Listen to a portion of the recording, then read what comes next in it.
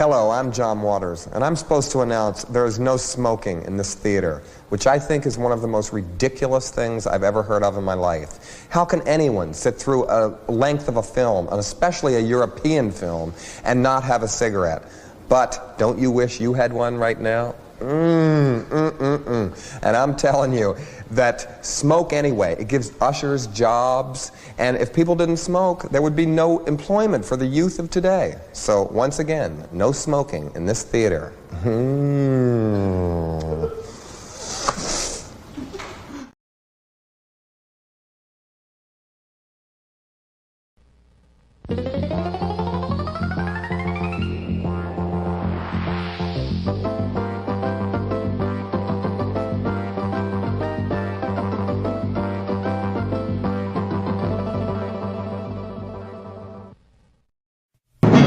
The Jeff Meacham Network's Multiverse of Media. For over 15 years, the recognized symbol of excellence and the standard bearer in coverage of sports and entertainment.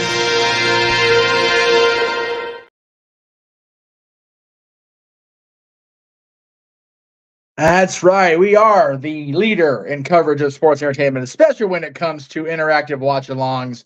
And this is night 2 of our coverage of NXT's Halloween Havoc across the multiverse, as JJ would say. I am, of course, the host, the founder, if you will, the Jeff Jarrett of the Jeff Meacham Multiverse of Media. I guess that makes me Jeff Meacham by default. Got the collar on. We're in watch-along mode tonight, but joining me for the pre-show is not Noah Foster, our play-by-play man par excellence, nor is it JJ, our color commentator extraordinaire. Nay, because of your super chats that JJ extended the deadline for up to today, and will still be accepted throughout this pre-show if you want to see the continuation of this man on the air. Ladies and gentlemen, El Renegado de Lucha Libre, everybody. Olé! El Renegado, are you prepared for what is NXT has in store for us tonight, my friend? See, very good. Now, just want to make it clear to everybody out there in the audience that if we don't follow these super chat tiers, you're going to disappear after the pre-show, correct? see. So anything below $20, you will call the first hour, correct? Anything below? Correct. See. Yes. Anything above 20, we get the first hour. But if you don't get the 20, no Renegado. No. All right. We already botched it once, so we'll just keep on going. And it's okay. Anyway. All right. Where are we at here? So the chat room is a blessed, happy, and safe All Hallows Eve, everyone, to Senior Mansfield in the chat room. We all heard how Mr. Foster felt about Josh on the one show, but El Renegado, we all know JJ and Josh have their strife, if you will. But are you a fan of Mr. Mansfield? Poquito. I'm ready to get through this pre-show. Okay, let's see what we got here. Let's see who is ready to great at NXT Halloween Havoc Night 2 and Tony's big announcement. Are you prepared, El Renegado de Lucha Libre, for Tony Khan's big announcement on Dynamite tomorrow night? No. None of us are. It's okay. Let's see. Daniel, to say a quote from the Wolfman, even a man who is pure of heart and says his prayers by night may become a wolf when the wolfsbane blooms and the autumn moon is full and bright. I cleaned it up a little bit because he kind of botched up the text, but he got it mostly correct. See? Oh, no. No, JJ. No está aquí, ahí. Or, I don't know yet. De la Lucha Libre. Oh! That's right. Oh, pobrecito. This Redfield's always broke. It's okay. He still loves JJ and El Renegado, so he's a lover of both. He's a lover, not a fighter, apparently. But El Renegado, I tell you, we have a stacked card for tonight as we head into the top of the next hour. Let me go ahead and bring the card up because as a proper host, I should have had that already ready, but I didn't because I botched un poquito. Un momento, por favor. We're scrolling on a Tuesday. I'll get there eventually. There it is. Okay. So let's just go ahead and talk about the main event since we're already in full mode for this show. It's going to be a big show tonight, no doubt about it. And we know how JJ feels about the challenger in tonight's what is perceived to be the main event, but I must ask you, El Renegado, do you prefer the current NXT champion, the man who defeated him, Ilya Dragunov, or him, Carmelo Hayes? Carmelo or Ilya tonight? A little bit of both, a little bit of both. All right, a little bit of both. See. Okay. Gun to your head, Ilya or Carmelo? Ilya. Oh, Ole. bold prediction. Considering we know how much you love, we love Carmelo. See, I'm of the opinion that I still stand by what I said. I believe it was during last week's call, or maybe the week before when they had the number contender match. I still maintain that Trick Williams did himself in that contenders match. And that we will see Trick cost Carmelo the championship tonight in our main event. Whether this match is the championship, I feel it should be the main event personally. This is the championship match, but I feel that we should get a retention from Ilya because long overdue. If we're being honest, Ilya Dragunov should have defeated Walter long before he did on NXT UK and had a long and glorious reign before the unification with the NXT championship, but we did not get that, unfortunately. And I think the question on everybody's mind, and we'll ask JJ when he shows up and Noah when he comes into the room, what top tier costume will Chelsea and Piper have tonight? Also, can we hope Fallon comes dressed as Tiffany again? Did you enjoy Fallon Henry's impersonation of Tiffany Stratton last week? See. Daniel says, I hope Ilya defends the NXT championship as Dracula. Ooh, I like that. I like that twist.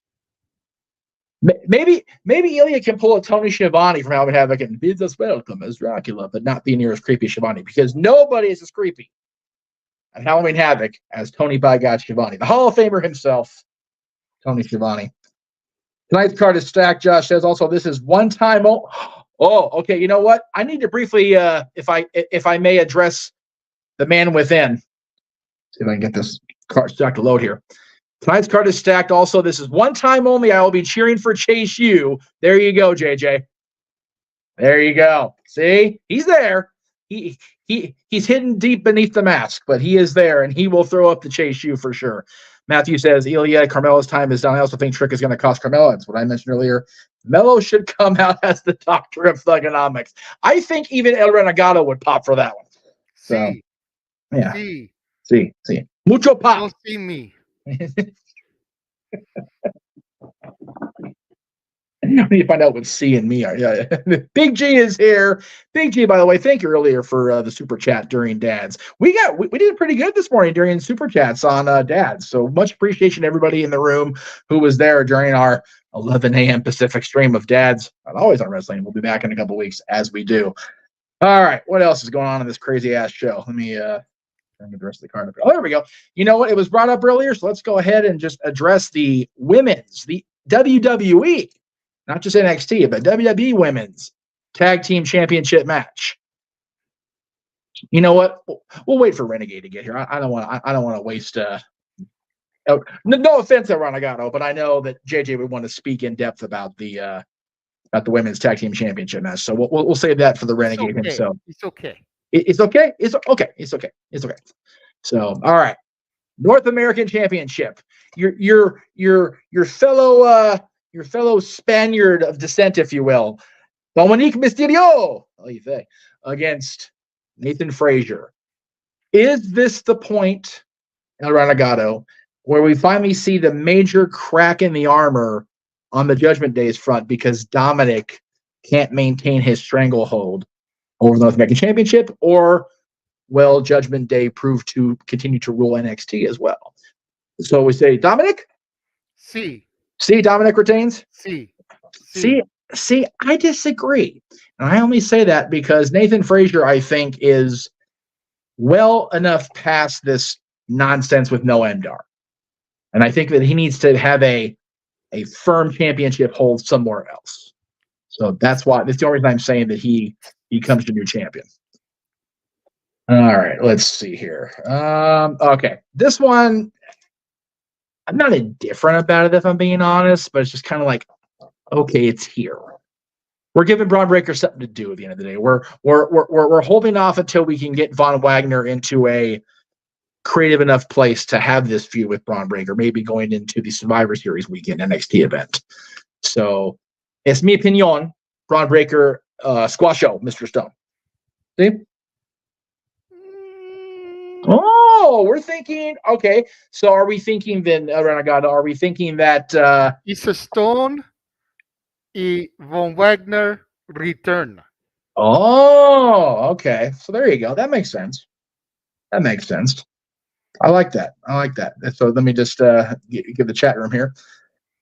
Daniel says we have new NXT Tag Team Champions. We'll talk about that earlier. Let's see. I disagree with JD's earlier statement from this morning afternoon. Chelsea Green's Bret Hart costume was awesome, and Natty flat out sold on Insta that she got her costume from her sister. Hey, you know what? You lay out the Neidhart sisters. We will beetle your ass, Mansfield. And you know what? Natty rocked it as well as Jenny could. I'll tell you that right now. WWE's just lucky Natty didn't try to rock it like Jenny did, because then they would have been gone from TV 14 to NC 17. I'm throwing that out there now. See. And let's see. Daniel. It's a new meaning for Raw. See. Raw would have been Raw as Triple X would have been a thing again. It's not even January yet. Anyway, see. Daniel says Nathan Frazier wins the championship. He also says Downfall of Judgment Day is coming. Big G's going to be watching NXT tonight, as will the man who just joined us in the room. Okay. I don't know who this is. We're going to go ahead and tempt fate here. Hi there. Who is this? Vacant. Vacant, can we hear you? All right. Well, that was fun. If you don't identify yourself, we're gonna ban you from the room. So you might as well tell us who you really are. 3, 2, 1. Okay, bye. Oh, okay. Well, I can't actually do that because they're not authenticated. Well, I can kick you out at the very least. So there you go. Very good. Thank you and goodbye. Don't know. But he's out of here, whoever he is. All right, that was weird. I think we never had that happen on the show before. All right, where are we at here in the comments? Let's see.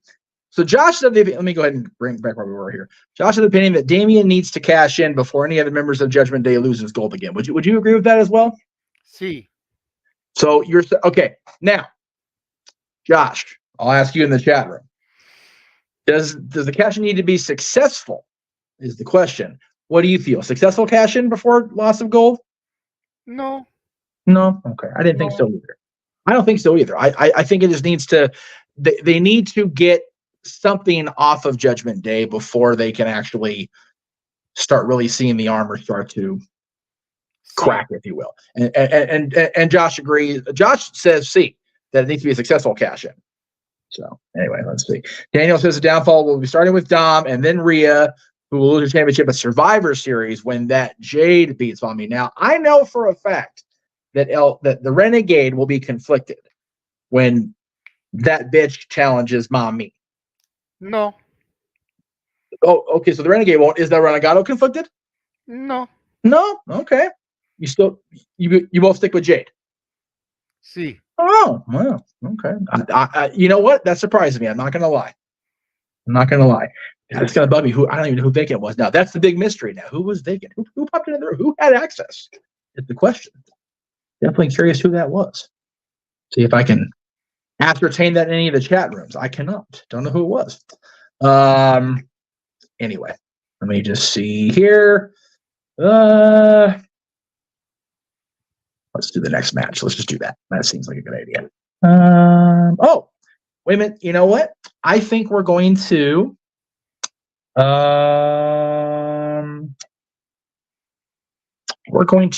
take a commercial break here. Sorry guys, we're live, pals. Sorry about that. Let's see. They're trying to build up Bria versus Becky at Mania 40. See, I don't know if I agree with that. And see, it has to be someone who has the current link to the show, whichever chat it was posted. That's fair. That's true. Well, no, because it has to be. That's true. I don't think about that. I forgot they're posting more than one link. All right. Well, anyway, let's go ahead and run a commercial. We'll go ahead and it's not in here, so I won't do that. Just kidding. Let's see. We'll just keep talking. Screw it. I don't care what we're doing here. Okay. We're getting a response from somebody, so that's okay. Well, I need to find what I need to find here. El Renegado. Would you? Let's see. Let me see if I can get a name up here while I'm bringing the image up. So the other, besides the women's breakout tournament final, which we are going to touch on here momentarily. One of the featured matches tonight, which again, a lot of female feature matches. Momento, okay. Okay. Well, we're gonna shout out JJ and Mr. McMahon while we wait. Anyway, make sure I'm on the right page here. There we go. Hi. Let me go ahead and get rid of that. All right. I'll talk about this since I didn't get a chance to be on the prediction show, really talk about it on the feed last week. I personally like the fact that they're keeping Tiffany involved in the story without having her be the focal point. Although the champion was the focal point last week, she was the main event, as a matter of fact. So what I believe is they're keeping Tiffany, in our thoughts, in eyesight. That way she can go back after her championship again. And let me go ahead now and bring in the man who will call the action on play-by-play. Ladies and gentlemen, the man, the simple man with a spectacular voice himself, Noah Foster. Good evening, sir. Welcome to Halloween Havoc. Good evening, gentlemen. Happy Halloween to both of you, and hope everyone's doing very well, too. It is crazy out here. After about a couple of years, it's actually snowed over here on Halloween, and transportation was a mother bugger, but I digress. And I got home, so that's all that matters. And here we go. Tonight should be fun, though, regardless of my, thoughts of just this day in general and some of this NXT, and whether or not you get freaking Tiffany Stratton versus Tiffany Stratton 2.0. That remains to be seen. I see the graphic on the screen, but it's good to see y'all, and I hope y'all's day's been full of tricks and treats to your pleasing, to say the least. Why mine's been full of PC nonsense. Well, muy dinero. El super gato good. Yes. Hola, señor. Sí, muy bien. El Renegado de la lucha libre. Ole. Mucho super chats during dads this morning, so it was a good turnout for dads, and Bueno. Yeah, ole. Right. All right. So I asked El Renegado in the absence of JJ so far. Gun to your head, no. Who are you picking here, Tiffany or Fallon Henry? It's one of those things that I'm not really sure what the direction is for either of these two. I still don't know if Fallon's worried more about the bar that she owns, quote unquote, or if Tiffany Stratton wants to get back after the NXT Women's Championship. But considering that Tiffany Stratton beat Lyra Valkyria in the tournament finals for the vacated title, this literally could be Tiffany's first step towards getting that inevitable rematch against somebody she's already beaten. So just of that history, I gotta go with Tiffany Stratton here. I think she's more driven now on the chase than she was holding it, being the defender. I'm going with Tiffany. I was saying the same thing as El Renegado was taking his time off screen there, that I think they're keeping Tiffany busy while they settle the Lyra-Becky dispute, which happened last week in our main event. So Tiffany will win here, and then maybe Survivor Series weekend. We will get the Tiffany and Lyra match we've been looking forward to. Let me go back to where we were to start the night. Actually, we'll do this one first. No, because we're going to do that when JJ himself gets here. my opinion was that Dominik would lose the North American Championship to Nathan Frazier, and that would be the true, even if it's a minor crack, the true start of the downfall of the Judgment Day. And I had a few agreements in the chat room, a few disagreements. What say you, Mr. Foster? It's one of those things at this point. This title is becoming a bit of a hot potato, and I don't really understand why. And I really don't know right now if they even know what direction they want to do with the Judgment Day. Do they still want to go with the idea that they all hold gold? Or is Judgment Day finally upon each one of them, and Nathan Frazier finally brings the title back and sits it just in NXT? I mean, again, for whatever Dominik Mysterio's work with Piped In Boost, he has presented and defended this title on both Raw and SmackDown. I don't think they would use Nathan Frazier the same way, but I also think now they're going to focus more internally on NXT, since I think now they already showcased for whatever executives not named Mr. Anderson for the Matrix, it seems. I think Nathan Frazier is actually going to get it back. I agree with you. I think the North American title needs to be presented strictly under NXT. And they need to find the right guy to hold it if they're not going to do it with Trick Williams anymore, because it sounds like Trick Williams might have a different journey ahead for him, and that might be foretold tonight in our main event. So I'm going with Nathan Frazier here. Maybe that's the hard truth that he hasn't told us yet, but I'm going with new champ. The only thing I'm thinking about the Judgment Day and their downfall, I'm still sticking with Nathan Frazier, but I'm thinking that Saturday, and you guys are simply predicting Saturday's show coming up on Friday, or at least Noah will be, depending on the Renegades' school transportation allotment. We will have the Renegade on that show as well. I'm going to say it right now. I think Damian Priest cashed in on the World Heavyweight Championship Saturday and walks out of Saudi Arabia the new World Heavyweight Champion. Whoever wins that match, because Seth's going to be beat to shit, and Drew is going to get the shit beat out of him and beat the shit out of in the process. So I think either one of them is going to be right for the ticket.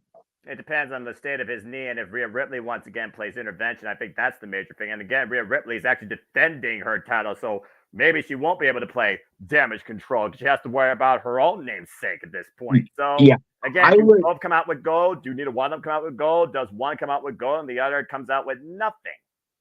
Yeah, I would say Dominik's result here will be a slight tell to the rest of the weekend. Because if he loses, there's a strong chance Mommy loses. And then after what happened last night on Raw, Priest wins the title. Whether he beats Cody or not is irrelevant to me at this point. I agree. I think if my prediction is correct, he walks in the world champion, then come Monday, be like, all right, who's the boss now? Mucker Feathers. Yeah, so that's my hard take on tonight and the rest of the week. That's fair. So this match here, again, we were talking. It's funny to you and I, Noah, I think, more than it is to anybody because of Robbie E being fed to the lion that is the Steiner family here. Yeah, exactly. But Mr. Stone, if you will. Good grief. I'll be singing Mr. Brownstone tomorrow, but Mr. Stone tonight here on NXT. Lord Almighty. So many connections, so many things all week. I mean, I opinion that Bron Breakker would just dominate Mr. Stone here, but El Renegado, in his limited language ability here, made a very good point. Bron Breakker is set to return, and I think that Mr. Stone is being keeping Bron Breakker busy until Von Wagner, returns. Botch. I know. Well, there. You know what? I'm allowed to botch. I'm trying to keep in gimmick here. Leave me alone. So El Renegado opined, if you will, that we will see Von Wagner return and help, whether he helps Mr. Stone win or just escape the freaking murder that is upon him. One or the other, we will see Von Wagner tonight. The better question is this over or under 3 minutes, because Robert will be lucky if he's not speared into oblivion or Dante's Inferno before the night's over. I mean, come on now. Unless Von Wagner comes back as a reanimated Frankenstein doing the monster mash, there is not a living, breathing hope or chance in hell that Robert Stone comes out of this unscathed. It's not about the decision. It's about Bron Breakker and how much he breaks him. And Bron Breakker's not coming in here tonight dressed up as Wreck-It Ralph, as far as I know. Bron's going to break Stone. That's all I got to say about that. This is going to be a slaughter. How the hell did poor Robbie E get labeled as Tony Khan at home? That I don't know. Who did Robbie E piss off? Seriously. Well, I mean, again, all in New Jersey. I don't know. Oh, so this has to be a graveyard smash, much like we heard on Saturday, correct? Possibly. You know, damn it. See, this is why I need not to leave videos, because I had a great response to him, Josh saying that. I had to shut the fuck up, Josh, but I didn't have to cue that. Bummer. All right. Anyway, let's see where we're at on the card here. All right.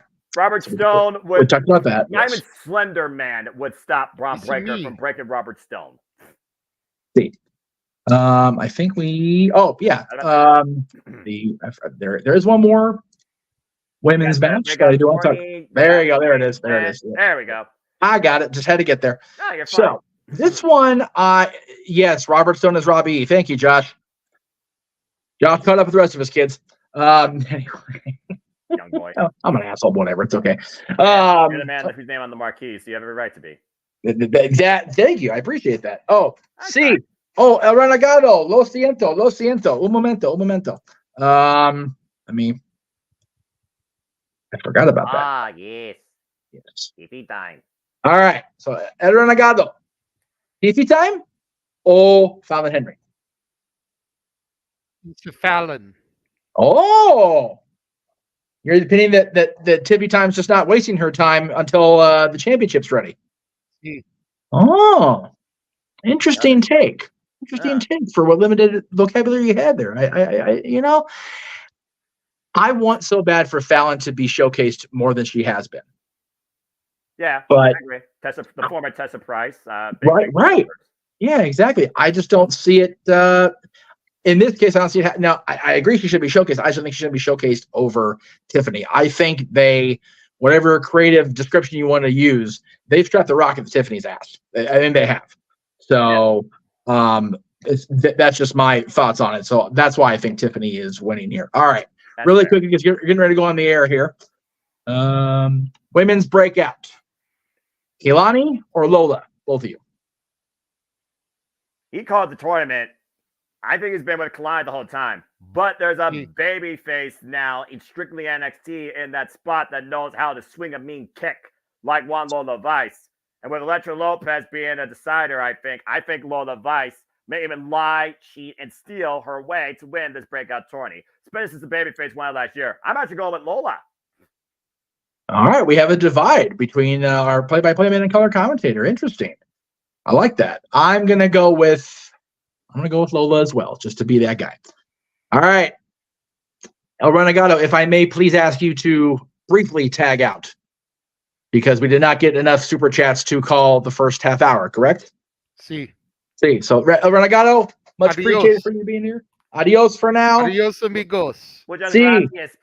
And we will bring in the Renegade JJ Williams here momentarily, because I do want him especially to talk about this match. My goodness. Oh, Lord. Now, we already had Josh say he's going to cheer for Chase U here. So the question is, Noah, yes, objective. You will call the match with objectivity. No doubt about that. I have faith in you, my friend. Right. But as a fan, where stand you in this tag team title match? Come on. I don't know what they are trying to develop as far as the leading brand for women's tag team wrestling. I honestly don't know the last time Piper Niven and Chelsea Green had a legitimate women's tag title defense or a real challenger.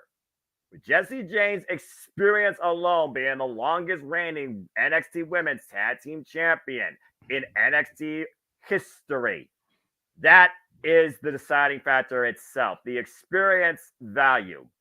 And only because of that, because VXT is not in NXT, Jacy Jayne and freaking Thea Hale bring the gold to Chase U.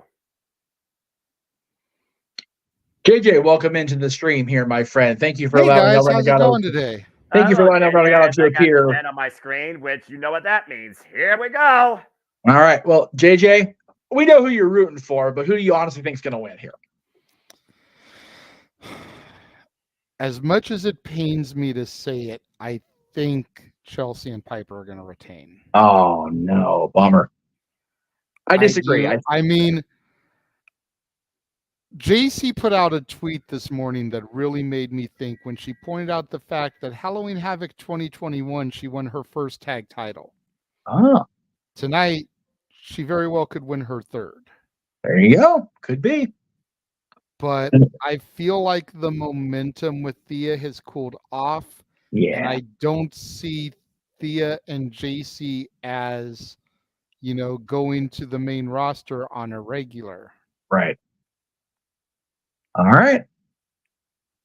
Main event. Quick predictions here. Long live the Tsar! Ilya Dragunov. Yeah, Ilya has to take it. Does Trick be the deciding factor? Yes. Yes. All right. Well, gentlemen, I assume it's going on live because I don't have access to the feed here. So, boys, take it away. I will be back in between matches. Well, JJ, happy Halloween. Trick or treats indeed. Welcome, everybody, to our coverage of part 2 of Halloween Havoc. And this is NXT. So, hello, everybody, and welcome once again to the Jet Nation Network live watch show events here in the JMN Multiverse of Media. You know what this is, for I am the simple man of the simple brand and the voice of the JMN, forever grateful for professional wrestling. Damn it. And my name is Noah Foster. With me, as always, is the renegade of wrestling, JJ Williams. And when there's something strange in your neighborhood, who you're going to call, I don't know tonight because Ghostbusters is non-copyright. But that being said, JJ, this is your brand. This is your time. This is your holiday. Are you ready to go tonight? I am definitely ready to do this thing, brother. All right, and shout out to everybody out there in the chat. And again, folks, please like, subscribe, comment, tell a friend. And if you want to dictate the conversation, donate to dictate. It's as simple as that at Cassidy 18 Studios. Super chat, it is as simple as that. As we prepare for our opening match, which again will be full of tricks and treats galore, as it is tables, ladders, and scares. Oh my. And whether or not that means steel chairs, a fake bone, a tombstone, or something else that might be more brittle than kryptonite, that remains to be seen as we make our way inside of NXT here shortly. Again, shout out to those in the chat. I see Matthew. I see Josh. Why is someone talking about Vacant? Is Vacant in the chat? What the hell are y'all talking about? What are they talking about? What, did I miss something here? Are you all trolling? Well, it is Halloween. I expect people to be foolish in the chat if they're not dressed up for Halloween. Shout out to my friend Sienna Chanel, who I know right now is dressed up as one Maxwell Jacob Friedman, MJF. So there's that. And let's see here. Josh saying I'm rooting for Chase U. Shotzi and Scarlett as the Ghostbuster. Oh, for the love of it. When I was once a wee lad, I did see the original Ghostbusters. I think the old woman one was trash. I said what I said. It looks like we got another live performance from a person that looks like Diva Van, if I'm being perfectly honest. But that is Vampire, I believe they're calling themselves. New Year's Day. I don't freaking know modern day music. But that being said, thank you, New Year's Day, for bringing us into tonight in what's sure to be a frightful delight. For I was working today late one night when my eyes beheld an eerie sight. NXT on my screen, and you know what that means. Happy Halloween and welcome to the spookiest Tuesday of the year. And welcome into WWE NXT. And it looks like the Creed brothers, who had an incredible debut last night on Monday Night Raw against the Alpha Academy, look to shush Los Lotharios as the Creed brothers make their way through the NXT universe. Diamond Mine standing strong with Ivy Nile in their corner. Again, folks, this match is tables, ladders, and scares. Chairs. Anything goes. First pinfall submission inside the ring wins this contest. And of course, we saw how Brutus matched up with Otis and how Julia's technical amateur background matched up with, of course, Chad Gable. There's no Maxine Dupree involved here. And of course, Ivy Nile. At this point, you got to consider the Creed brothers, a Diamond Mine, they got a promotion. That's the way I see it. And again, it is tables, ladders, and scares. Oh my. And shout out to the guy dressed up as Paul Bearer and the urn. Oh, yes. NXT Universe firmly behind the Creed brothers.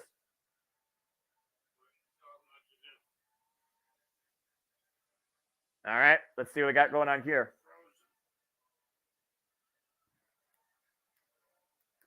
Andrew Garza, Humberto Carrillo, looking like something out of Dia de los Muertos. If you know, you know. Shout out to all of those that, of course, celebrating Hispanic Latin American Heritage Month. So, of course, we know this whole match came about. Wait a minute, here we go, Bron already. This whole match literally came about when the freaking Creed Brothers lost out on the bada bang, bada boom battle royale, where the family unfortunately lost the title to KCU. What's the matter with NXT and starting wrestling? I don't get it. Spin the wheel, make the deal. Of course, made this match official. And again, it is Los Lotharios, Angel Garza, and Humberto Carrillo. Yeah, remember that name? Taking on the Creepers here, as it looks like one of them set up on a table, being held down by Brutus, while Julius and the Fireman's carry to Angel Garza off the steel ring steps. What in the world is he going for here? Jenkins, Death Valley Driver! Early going, the Creed Brothers unleashing their brutality on Los Lotharios, I los míos. I'm not sure how you say holy S in Espanol. Cover. And a kick out. We go back in the action. You see again. I'm not sure if JJ is down there with me or he's having technical difficulties. He's probably also taking a call, taking care of important business. That's what we always do in the JMN Multiverse of Media. What a chair to the back of Brutus. Or Julia, excuse me. I swear it looked the same from the back. Nice roll through there. Went for the kick. Caught him on the rebound with the left. Again, it was the Creeds that eliminated Los Lotharios. Los Lotharios was having none of it as they cost them the bada bang, bada boom, bada boy, bleh. That's a mouthful. Battle Royale a couple weeks ago, of course, at Halloween Havoc. And right now you see him grabbing a chair off the ring post here. And of course, we have so much ahead tonight. We will learn the winner of the NXT Women's Breakout Tourney. Our main event, of course, will be Ilya Dragunov defending the NXT Championship against Carmelo Hayes. We also will see the WWE Women's Tag Team Champions on the line with Chelsea Green and Piper Niven taking on Chase Hughes, Thea Hale, and I guess newest student, Jacy Jayne. I don't know what the hell's going on there. Yeah, it's a little weird. And of course, you have Tiffany Stratton versus Tiffany Stratton, Fallon Henry, one-on-one. Once again, a battle of city versus country. And of course, stay tuned, folks. We will continue with our coverage of WWE content later this week, as this Saturday will bring you Crown Jewel. And our pre-show will occur at noon Eastern Standard Time. So stay tuned for more on that, as well as City Predicting Live, 5 p.m. Eastern Standard Time this Friday across Castlevania Studios and the Superman's brand. You see right now, Los Lotharios buried underneath a ladder here. And Jeff, what's up? JJ, have we contacted our tech person doing that feed about this? We got feed issues? Yes. All right, well, let's see if we get them resolved now. As I look and I see the Creed Brothers right now taking control here on the outside.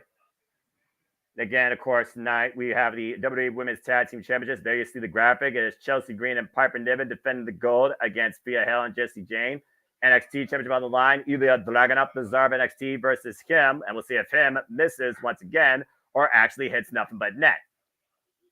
You see Brutus and Julius right now setting up tables on the outside. Having now, of course, rooting on her boys.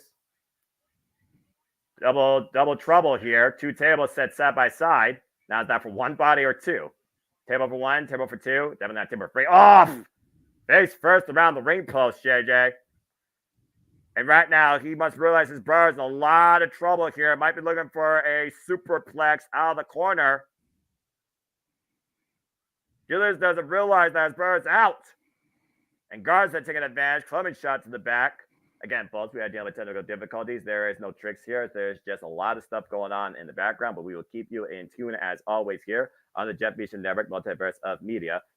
Uh-oh, and it looks like my sent for a run! Oh, God! right on the ladder. Damn! Back first! Everything's connected back on my end. I'm good to go, guys. All right, good deal. For a moment, I thought you were playing the role of a mime.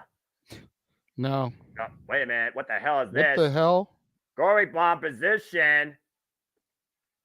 Again. Oh, man! Oh, Jesus. Into like a blockbuster through that table. And you're not going to miss a second of this continued carnage as we bring you restaurant quality picture-in-picture. Brought to you by Pizza Hut, probably.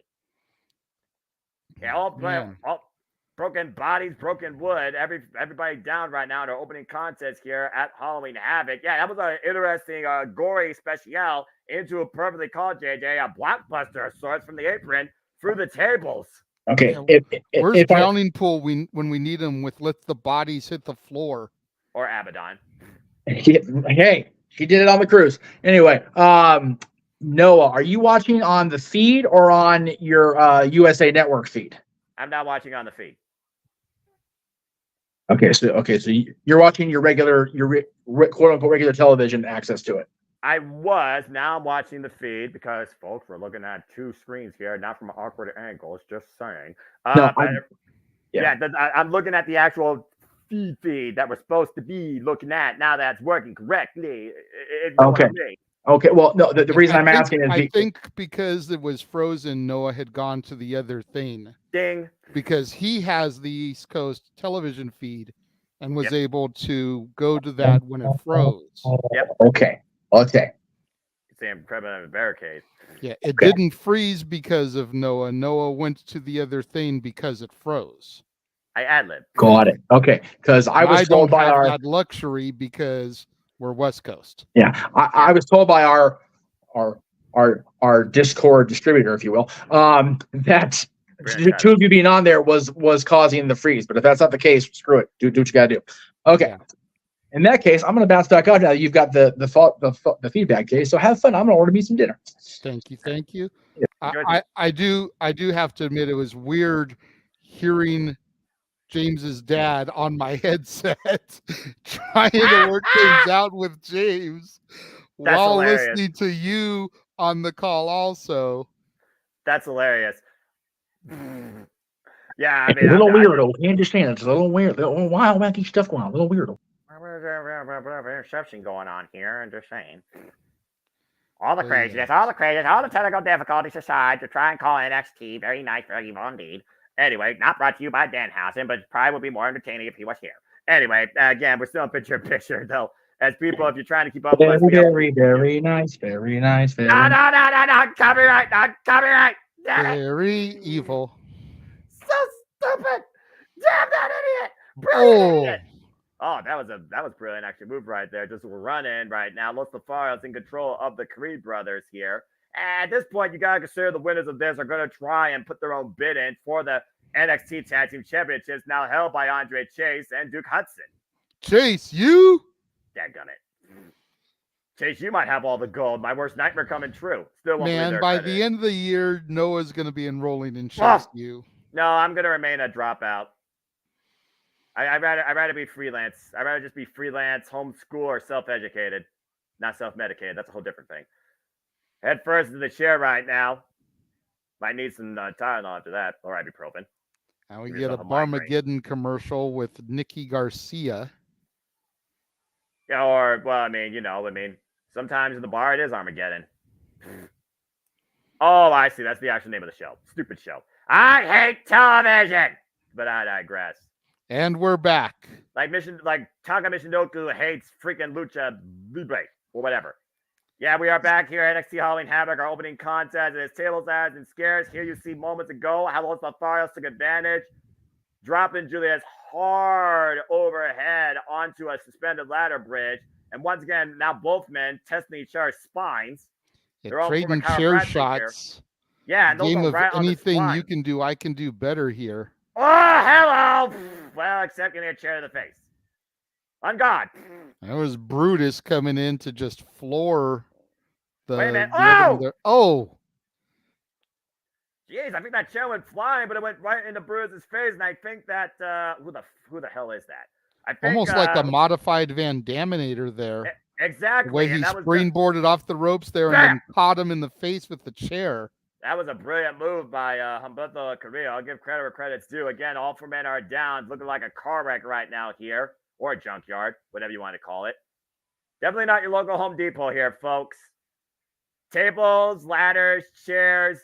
But there are no scares here. All four of these men with zero fear. Hello, Pito Zero Miedo. And this is our opening contest here at Halloween Havoc Night 2. Still to come tonight. Bron Breaker looks to break a man in half. And that man will be Mr. Stone. Mr. Stone going to fall like gravel. And also Tiffany Stratton takes on her clone, Fallon Henry as City vs. Country after that little trick that Fallon Henry pulled, cosplaying as the girl from Beverly Hills, not 90210. Boom! God, this will drop kick for the super position. Here's a cover, hook in the near leg, and a 2 count. Bringing up the count, smart move by Julius, saving his brother and saving the Creepers in this opening match, JJ. Oof! And we go back to live action after that incredible replay here. High aerial offense brought to us by Los Lotharios. Will they be remembered, though, is another thing. Sunset flip, roll through. Oh, wait a minute. Deadlift! Fuck! God! Power bomb through the ladder! Strength. Here's the covers and enough for the winner. Home Havoc 2 count again. Garza was able to cut off strength there. Let's see that again. Yeah, let's watch the way the ladder buckles. Oof. He did not land flat on that ladder either. I'm just going to say that for the record. Again, so I missed it earlier. Did you say that you got to see their match on Raw against Alpha Academy? And what did you think if you did? 2 words to all 4 men. Thank you. Very good match. Yeah, I definitely thought it was a tremendous match. It was good to see that both tag matches on Raw last night were up to snuff and almost makes it look like they're really starting to push the tag division again. All right, well, with the Creeds, Alpha Academy, DIY Imperium. Those were 2 of the best matches of the whole night, in my opinion. All right, so maybe you're getting the quality, and maybe you're trying to build quantity. Now you just got to give a better presentation towards what they're going after, not blueberry and cherry straps. You can buy better than a ring pop at your local Family Dollar. Brutus with the airplane spin with the ladder around his neck. That is a seriously dangerous propeller. Now Los Lotharios grabbing another one. Brutus drop kicks it right in their face. And Brutus, again, the power of Diamond Mine. Pun intended. You see the overhead carry. And again, oh, God! Jesus. And the way that they both swung the chairs into opposite ends of that ladder made the ladder not rotate in any way. That was horrible. It's almost like an impromptu neck cravat around Brutus there with a ladder. Gave me Griff Cannon flashbacks. Batter up! Yeah, no kidding. And I'm not sure they hit a home run. But Julius! Oh, great senton off the top there by Julius, taking out both members of Los Lotharios. And Julius with the strike going human bowling, apparently, picking up the 7-10 split. And another table coming out now into play. Granted, Julius is lighter than Brutus, but with his height and everything, I don't imagine him doing those aerial maneuvers, and he does them with such ease.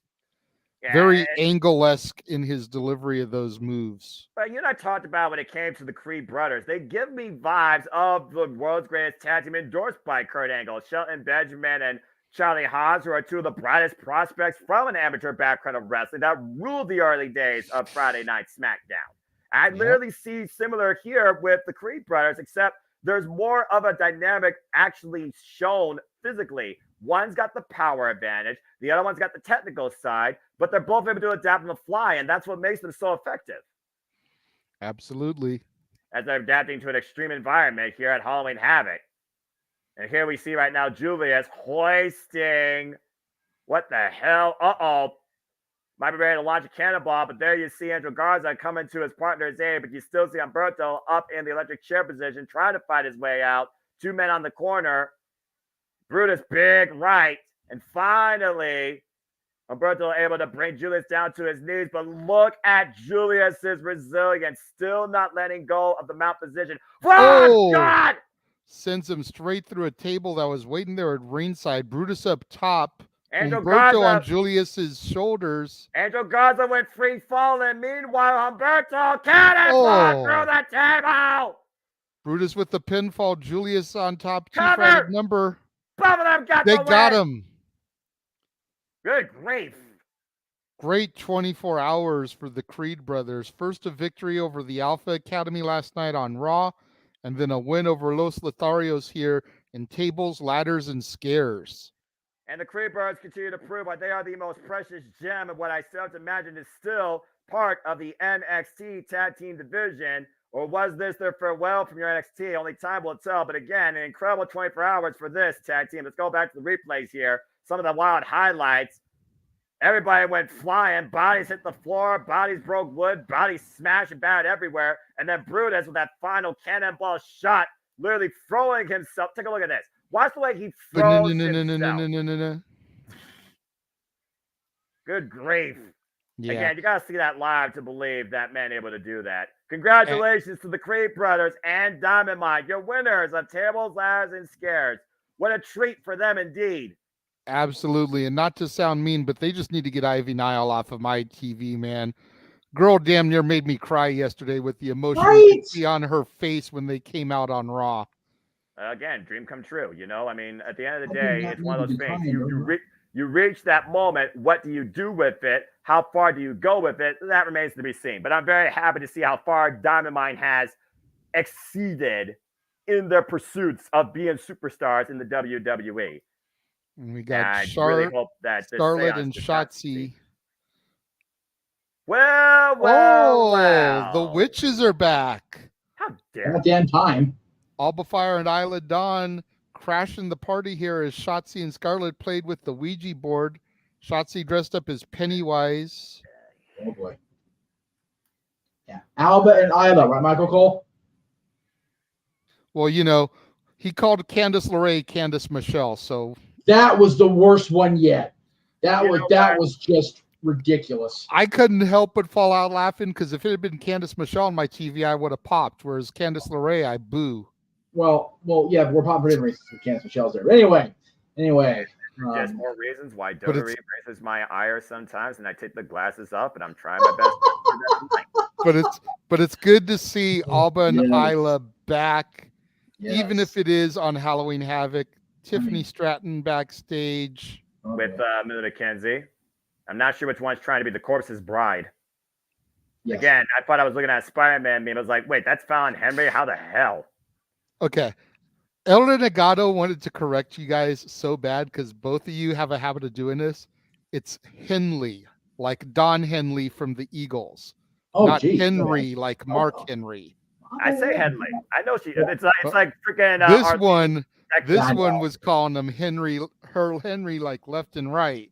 But well, yeah. And considering he was raised on the Eagles, you would think he would know Henley from Henry. Maybe WWE would showcase her better. I would know her damn pronunciation of her last name. To be fair, that's fair. Okay, thank you. I was going to say, God, throw me a friggin' bone here, Jesus. $50 follow-up, WWE name conventions, LOL. Almost as ridiculous as Blanche Spit, LOL. Almost. But much like Don Henley, all she wants to do is dance. That's right. I'm here for it. Dancing, for the love of frickin'. That's another thing that pisses me off. There's so many things that piss me off right now, I swear. We're on the wrong show for this, JJ, but would you say with Alba and Isla on the show, the witch is back? Is that coming? Speaking of witches being back, when I went to go get my morning Polar Pop today, Winifred Sanderson was at Circle K. You know, you can't give gas in her car because her broom had broken. I mean, that happens. Well, you know, if Disney would keep people employed that, you know, actually are wanting to be there, maybe they went. Damn, let's not go down that rabbit hole, Jeff. No, please. I'm perfectly fine with that. Was that out loud? I'm sorry. You got to give the people what they want. I'll tell the people the truth. Give more hard-hitting facts than Nathan Frazier's dumb WWE gimmick's been trying to do. And for those of you wondering why we're being this goofy, we are on full commercial at this point. And no one gives a fuck about a commercial about some damn toolkit that isn't presented by Tim Allen from Home Improvement. Damn it! Oh yeah. Another Disney property that I actually enjoy. Anyway, televised bullshit. Speaking of Disney property, we're waiting for tomorrow, the Return of the Santa Claus season 2. Anyway, cheap ass plug, you bastards. Anyway, JJ, is this the Creed's goodbye or just a teaser? I think it's a teaser. Okay. I think the Creeds will hang around until, at least, as Noah likes to put it, deadline. The final pay-per-view for the NXT calendar year, I think, might be their goodbye. PLE. So, I can get with that. I think Deadline. I said last year with Deadline. Deadline should literally be like that final exam for this crop of WWE superstars looking to graduate to the other rosters, and whether or not it's promotion or a demotion comes down to booking. But and I think that's why El Renegado went with Dominik to retain the title tonight. See, because I think El Renegado's philosophy was that Dom will drop it at Deadline to help make whoever is going to be the future of that championship. We'll see soon enough. But either way, Dom at this point doesn't need the North American title any further than Becky Lynch needs the NXT Women's Championship. Becky already passed the torch. Now Dom needs to do the same thing. I agree with you to an extent. Like I pointed out today when I did For the Love of Wrestling, Dominik has improved exponentially, both in ring and in confidence, since getting that North American title. Championship will do that. And Championship will also challenge you to do that. That's why I'm okay with him not losing it just yet, but I definitely don't think he'll have it come Rumble next year. It'll definitely be off of him before Rumble. I just think they should wait for Deadline to do it. All right. Well, again, we'll see soon enough what the future holds in store. And what the hell is this man on my screen for? What does he want? Well, he's been a lost soul here ever since the Dyad left. Ava Raine seemed to abandon him. Who knows what's going through Joe Gacy's mind here? I think Ava Raine's preparing that one index finger to raise into the air and acknowledge where she belongs. All right, let me talk to you. I have had enough about this tribal nonsense. I don't give a fuck if this is NXT and it's not Crown Jewel. I'm going to be real with you. I don't give a damn who I offend. Roman Reigns, glory or not, freaking 4-digit, oversaturated championship run because nobody else can have that spot has ran its course way too damn long. For love of God, someone should only be in glory for so damn long. This man's been glory hole by more men than John Laurinaitis was by women. And the only difference is with John Laurinaitis, it cost him 7 figures while I gave Roman 4 digits, and I'm sick of it.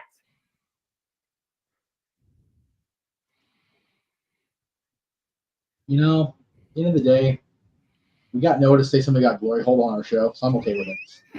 Anyway. Damn it, Meacham. Anyway. God, it would make my life. It would make me watch Raw and SmackDown again if LA Knight BFTs his reign into oblivion.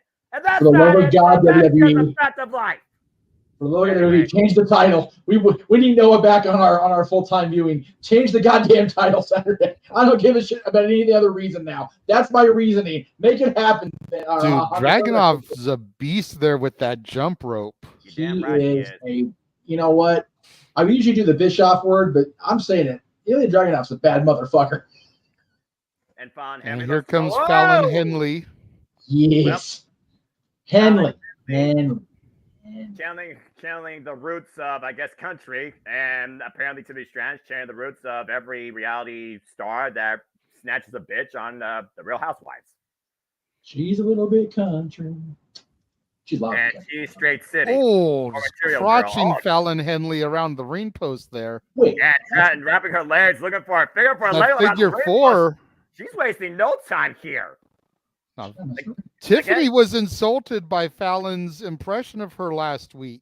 And the bell hasn't even rung yet, by the way, for this match. JJ, seriously, it might be over before it began. Can't get the freaking grab quick enough. Jesus. Well, all right. I guess that was a thing. So much for that. Trick you, Fallon. No match for you. There's your treat. Figure 4 leg around the ring post. You might want to take that down, Jeff. I think that was the extent of it. Oh. Yeah, I think all right, then. Fallon Henley is not going to need to go to Hotel California, but she might need to go to the hospital. She's not taking it easy here. What's going on here? What the hell is this? Oh, you have got to be fucking kidding me. Oh, yeah, fucking kidding me. Worse than Dominik. A metaphor dressed up as the Scooby-Doo gang. It sure as hell is. Oro Mensa is Shaggy. Noam Dar is Scooby. God. Lash Legend looks like she is Velma, and Jakara Jackson is Daphne. What the shit is this? Now, look. Let me, to take a phrase from LA Knight and Noah here, let me talk to you.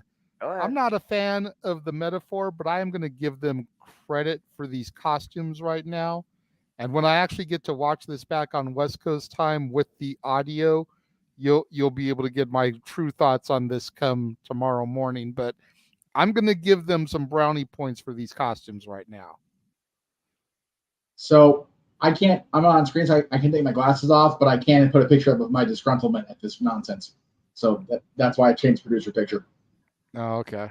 There you go. Here is me, and here's where the needle was, and here where it is going, even if it is Halloween, and I'm getting very close to saying that phrase once again, if this doesn't get off my screen. Are you saying that? I know exactly what phrase that is, Noah. Please don't say that, because you've been coming to my side here recently. I don't want this to turn you away, but try to keep in mind, as much as neither one of us like the stable, it's a Halloween cinematic whatever on Halloween. Let's try to keep that in mind here. And as long as they don't do this goofy shit all year round, you can kind of forgive a little bit of goofiness on Halloween night. Last year we had the cinematic presentation with Mandy versus Alba in the haunted house match or whatever it was.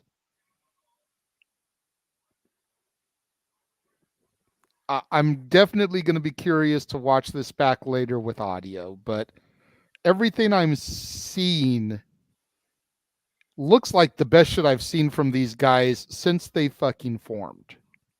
That's a low bar to raise. It might be a low bar, but you know what? Even the sun shines on a dog's ass on some days. Wow. I will restrain the evil within for tonight because of what you said. I appreciate that. I appreciate that. Fine. I'm just gonna let it run its course. To be continued, so we know we're gonna see more of these. We're prepared. But as David Frazier prepared, and everything looks good. But to your point, yes, coming up next. The same David Frazier is prepared to finally give a hard truth that Dominik Mysterio is not rightfully the person that should be the NXT North American Champion, as Dirty Dominik Mysterio defends the gold against David Frazier, and that is next here on NXT. And I'm sure Rhea Ripley will be in the corner. Game mentality. So Noah, if I may, since we're on commercial, I have a feeling I know exactly what your response would be had you not acquiesced to JD's request about the Scooby-Doo thing. Who the fuck wrote this bullshit?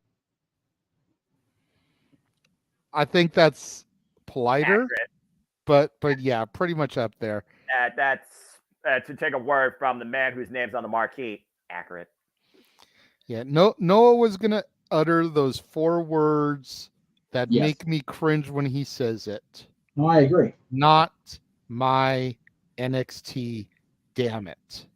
But you digress. And I appreciate you being willing to pump the brakes on that for the sake of the fact that this is a Halloween presentation. Because to your own admission, everything that you have seen from them for the better part of this year has been inching closer and closer and closer to what you loved about your black and gold NXT. And I'm sure even your black and gold NXT occasionally did some goofy shit like that. Not like this, to my recall. The closest thing I can think about this is Dexter Lumis stalking Roderick Strong, and all he did was put him in the back of a trunk. Oh, no, that was Austin Theory. Or was it both?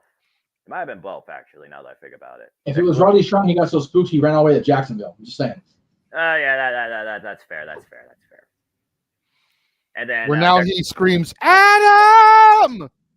And Dexter Lumis right now is somewhere underneath the ring waiting for Indy Hartwell to get her next moment, I guess. I don't freaking know what happens on Monday Night Raw. Well, Indy's busy picking out what's left of Candice LeRae's brains that weren't kicked out of her goddamn head last night. And that was glorious. You stop that. You're bad. You're mean. I don't watch Raw, so I have no input on this. Candice legit took a stiff kick. It knocked her the hell out. I don't know how much it was like put on for show, but she got rocked, and they like stopped the match like right there in the moment. By who? Xia Li. Xia. So, in all likelihood, it was on for show, but Candice sold it like a boss, man. She went down like a tree. I mean, Shayna Baszler is the legit person with a knockout knee. Has to be a Ripley. So the fact that Xia Li, first off, had a match on Raw, what the fuck, and also knocked out Candice LeRae. Oh, you out of touch dipshit. But I digress. Hey, you know what? Michael Cole thinking Candice and having the GoDaddy image pop in his head, I can't believe it. I really can't. Of course, he was through that era. He did. He's been with that company for over 25 years. People forget that shit. They try not to. That's fair. And your brain does get the better of you eventually. So you know what? I'll fine. Well, by his own admission, having a certain somebody with big shoulder pads in their jacket in your headset for 25 years drive anybody knocking fucks. So there's that. And driving to drink too. So there you go. There's a reason I haven't gone full headset on you guys yet. And of course, I know you'll go full headset and full discussion on this. As for the first time ever, WWE is holding a major event in Germany, continuing that escapade of global localization and truly being the global juggernaut of sports entertainment. But it's still hard to believe, as we will cover next year, Bash in Berlin, as WWE goes to Germany and the Mercedes-Benz Arena. I can only imagine what spectacle will be there, but if they don't have Walter Gunther in the marquee main event, you've already fucked up. All right. And if you want to know what we thought about that, go back to the archives and watch this past week's episode, the Halloween Spooktacular of Open Mic Night, where we discussed the Bash in Berlin. That's right. That's very fair. As Nathan Frazier right now comes in like a lightning bolt and looks to win this thing, hopefully in a flash, but I'm sure it will not be the case. At least he didn't come in like a wrecking ball. You had to go there. Well, thankfully, no. That has not been a prop I've seen yet in this NXT. That'd be a whole different conversation. Jesus. So, Judy, what you're saying is that Nathan Menzel will be a part in the USA, at least in Florida? God damn it, Meacham. Well, you gave him a curveball. He fucking swung. I did, and I can't be mad at him for it because I've taken some pretty good swings here lately myself. So there you go. Bases very loaded. Nicely done, Meech. Bravo. And here comes the champion, flanked by his mommy. The fuck? Oh, God damn it. And mommy is literally the freaking deputy to her prison bitch, Dominik. The warden and the prisoner. Unbelievable. Stealing some more shit from the old LBWA, as my gimmick was the prisoner and my daughter's mom was the warden, Kat Rayburn. I feel like Rhea Ripley's channeling a different gimmick with those handcuffs, and I don't know what happens beyond this. Hey, I'm just saying. I'm just going to get it out there, Noah. You can virtually slap me if you want, but she could put those cuffs on me anytime. Oh, you weak little boy. Don't act like you wouldn't enjoy it, Noah. You know what? There are pleasures of a different sort that I enjoy, like cheesecake. You, on the other hand, like something that could cause you bodily harm and scars to remember. That's entirely your own mindset. I love cheesecake too. Do you really? I do. Oh, yeah, he does. So do I. You like orange soda? Yeah, I don't like orange. I'm kind of meh about it, but Kel loves orange soda. Yes, he Is does. it true? Mm-hmm. He do. Here it goes. And here There we goes go. our We got it NXT back. North American Championship match. Yes, I used to watch Bell TV and all rings. that. Celebrations are underway. Oh, Lord. All the pop culture references, and utter nonsense. And I'm sure there'll be nonsense here with mommy at ringside because Lord knows her little boy can't do barely anything on her own. So, since we started making all that Nickelodeon references, Noah, I gotta know. I know you're not a big movie guy, but have you seen the Good Burger 2 trailer? No. To harken back to your childhood when you were once a wee lad. Look, I saw Good Burger 1, and I was like, okay, that's enough. They beat the restaurant state itself. And then Kel was getting close and personal with the person that mental aside. I'm like, that's a whole different ballgame right there. But that was a weird movie. Good Burger 2 coming in November. Keenan and Kel both back. Josh Server from all that is back as Fizz from the first movie. Oh, Lori Beth is back as Connie Muldoon. She's going to be a customer. You know, no. Carmen Electra is back as Roxanne from the first movie. Wow. The trailer definitely gives those nostalgia vibes. If you enjoyed the first movie, if you enjoyed the sketches and all that, at least watch the trailer and let me know what you think. As Frazier gives one of those deep arm drags to Dominik Mysterio, Steamboat-esque. I can tell you what I think about those. Those are gorgeous drop sculpt. And so was that nice single leg drop kick sending Dominik to the outside of the ring. Still coming tonight, NXT Women's Breakout Tournament Finals. Kelani Jordan versus Lola Vice. One of those two will get an NXT Women's Championship opportunity against the new NXT Women's Champion, Lyra Valkyria, who finally won the title last week against her idol, Becky Lynch, as Niven Frazier takes his place in the middle of the ring.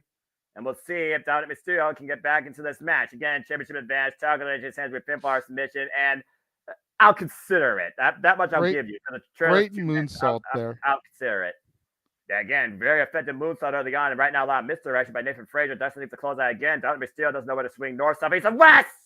As Niven Frazier throws himself into Dominik Mysterio, and Dominik again goes to the outside of the ring. I don't know if you caught it there a moment ago, Noah, but Nathan Frazier with a very CM Punk-esque sitting crisscross applesauce in the middle of the ring, taunting him to brain it.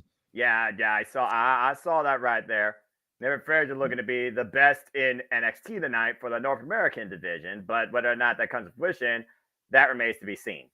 And I feel like Rhea Ripley is just working for her next role for Five Nights at Freddy's as the security guard that takes kids out in a different matter. Yeah, I was going to ask you about that one too. I know you're a video gamer. Did you have any interest in seeing that? Hell to the no. Seeing the video game come to life? That IP has been ran into the ground so damn hard, it is ridiculous. I don't even know at this point, am I supposed to fear the robot or freaking work with the robot based on the video game and based on this movie? The security guard is brainwashed or literally had a lobotomy because her brain got scrambled in a video game. There's so many different ways this video game has effed up a narrative about the security guard and a female that takes out children. No. Well, let me just say from the perspective of a guy that's never played the video games, I did watch it on Friday when it dropped on Peacock. Mm-hmm. I enjoyed it. For just being a simple kids level horror movie, so nothing too violent, too gory, because it's based off of a kid's video game, with the fact that it had Josh Hutchins, which I know him best from being in the two Journey to the Center of the Earth movies. First one with Brendan Fraser, the sequel with The Rock.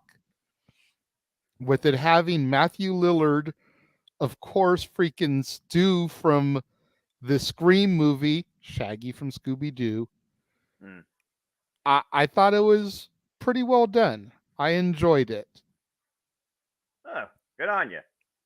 I don't know anybody else that's seen it. And again, I'm not a movie guy. And it's one of those things where it's just like, some things don't need to be, turned into a movie, such as some video games. But I will say this, the Mario Bros. One apparently worked, Warcraft tanked and burned. So who knows what they might do next. Maybe they'll do another Sonic one. Although my friend saw Sonic 2 and 1. So, I mean, I guess Sonic 3 might have Shaolin. I don't freaking know. It just depends on the right IP.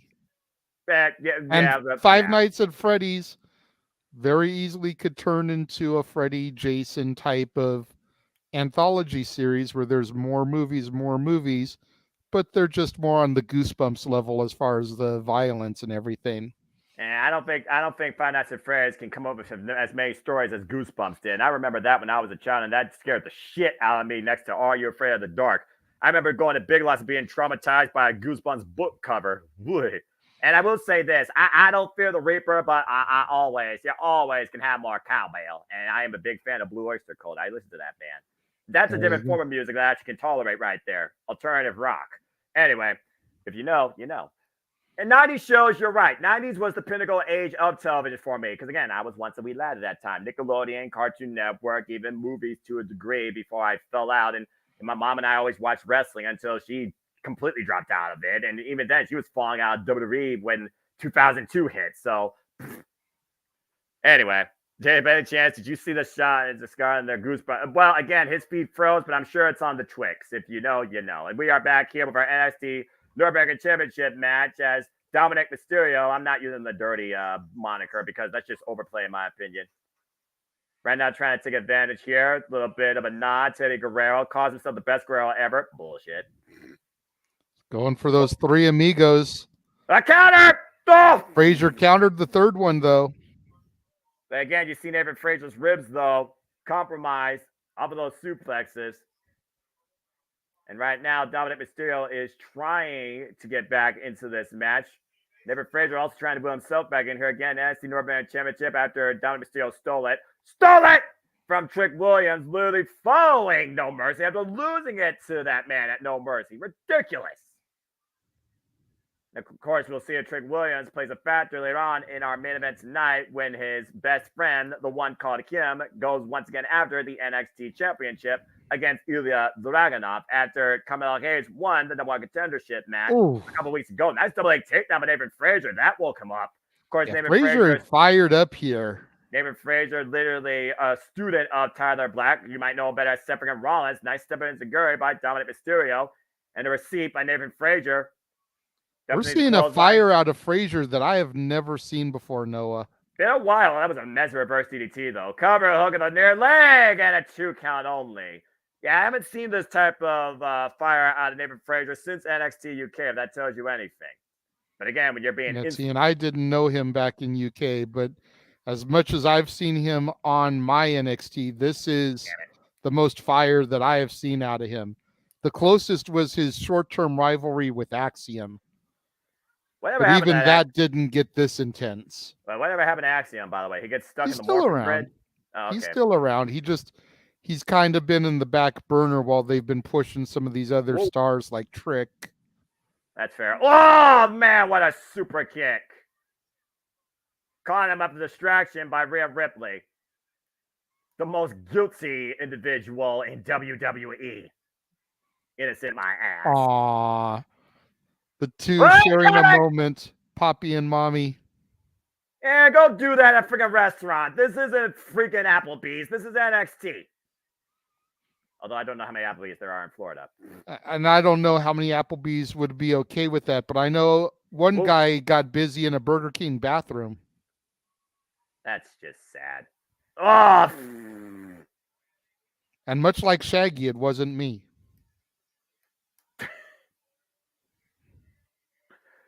Damn it, JJ. Dominik Mysterio going to the top rope. Look at the chance of Latino Heat. I've been looking for that big frostbite. Niven Frazier up like a cat. Superplex! Floats over. Jason Seth Rollins. Whoa! Oh! Jason for the title. Hook of the leg. True new champion. No! God damn it, Jeff. And Jeff had to freaking double down on it. Jeff can't just make like Elsa and let it go. Another curveball, and he freaking swing. Meanwhile, Rhea Ripley threw the Trio Rosa Championship. Wait a minute, Niven Frazier taking advantage. Deep roll up, go. And Rhea Ripley almost cost Dominik Mysterio there. Whoa! Nice duck underneath the Enziguri. Drop kick, botch. Missed him completely, but Bruce is bugging up. Sam across the second rope. Dial operator. Your call cannot be completed as dialed. Please hang up and try again. And this call is not brought to you by T-Mobile. Both men down right now as Dominik Mysterio and Niven Frazier are still contesting here at Halloween Havoc Night 2 for the NXT North American Championship. Damn it. And I'm like, oh, God! David Frazier sent flying face first into the announce table at ringside.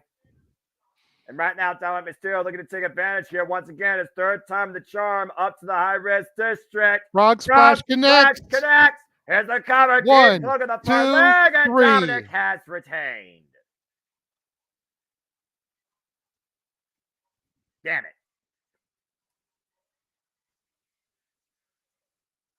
Game effort by Niven Frazier against Dominik Mysterio as Rhea Ripley once again pays dividends, but almost a miscue there cost Dominik the championship. Take a look at the replay here. I thought Niven Frazier was going for vintage Seth Rollins here. The superplex to the Falcon Arrow instead. Twisting net breaker. And that almost gave Niven Frazier the title. And as Niven Frazier was going to the top rope, Dominik Mysterio once again took advantage, sent him flying. Oh my gosh. Jaw first off the announce table. And finally hits that frog splash. Beautiful distance. Deep hook at the far leg. Take a look at the replay here. Watch the way he hyperextends his body. He lunges forward for the cover. A deep hook at the far leg. And Dominik Mysterio retail. Wait a minute. What a super kick. Trick Williams. The former NXT North American champion. And Takia Rhea Ripley stole the title. Trick Williams trying to make a citizen's arrest. Now the tide has turned. And look who has the title in hand. Hey, I don't know about you, but I'm all about whoop that Trick. I mean, seriously. Yeah, I'm a big fan of Trick Williams, dude. Dude has really stepped his game up in the better part of this last year. But I'm also a big fan of Dom. I've been a fan of Dom for a while. As we go backstage, Andre Chase and Jacy Jayne. Chase, you? Oh, for the love of Pete. You? I'm telling you, Noah, by the end of the year, you are going to be enrolled in Chase U. I think I'm going to get you a Chase U sweater for Christmas. Get the NF initials on there as a bonus feature. Oh, and Thea is hyped. She's back to old school Thea for a night. Yes. Even if it's just a red herring and she turns. I'm here for at it. least I've got my old Thea back right now. For the moment. I'm just going to be quiet because I have nothing to do with this institution whatsoever. Just remember, Noah, when it comes to the championship match we just had, you say Nathan almost won. Almost only counts on horseshoes and hand grenades. Fair enough. Too bad that freaking hand grenade didn't launch enough shrapnel at Dominik Mysterio and Rhea Ripley to allow Niven Frazier to win the title. Calling for war crimes against people now. My goodness. And it looks like that match is going to be next. The D'Angelo family approaches Chase U. I'm sure they want their rematch. They're going to try and make them an offer they can't refuse. And truth be told, they do have a contractually obligated rematch clause, so I don't blame them. Deadline's approaching, so. Yeah, but will that be the deadline for Chase U and their NXT tag team title run? Or could it be sooner than that? But I guess that's something still to come on later on. Again, tonight, at that WWE Women's Tag Team Championship. What the hell?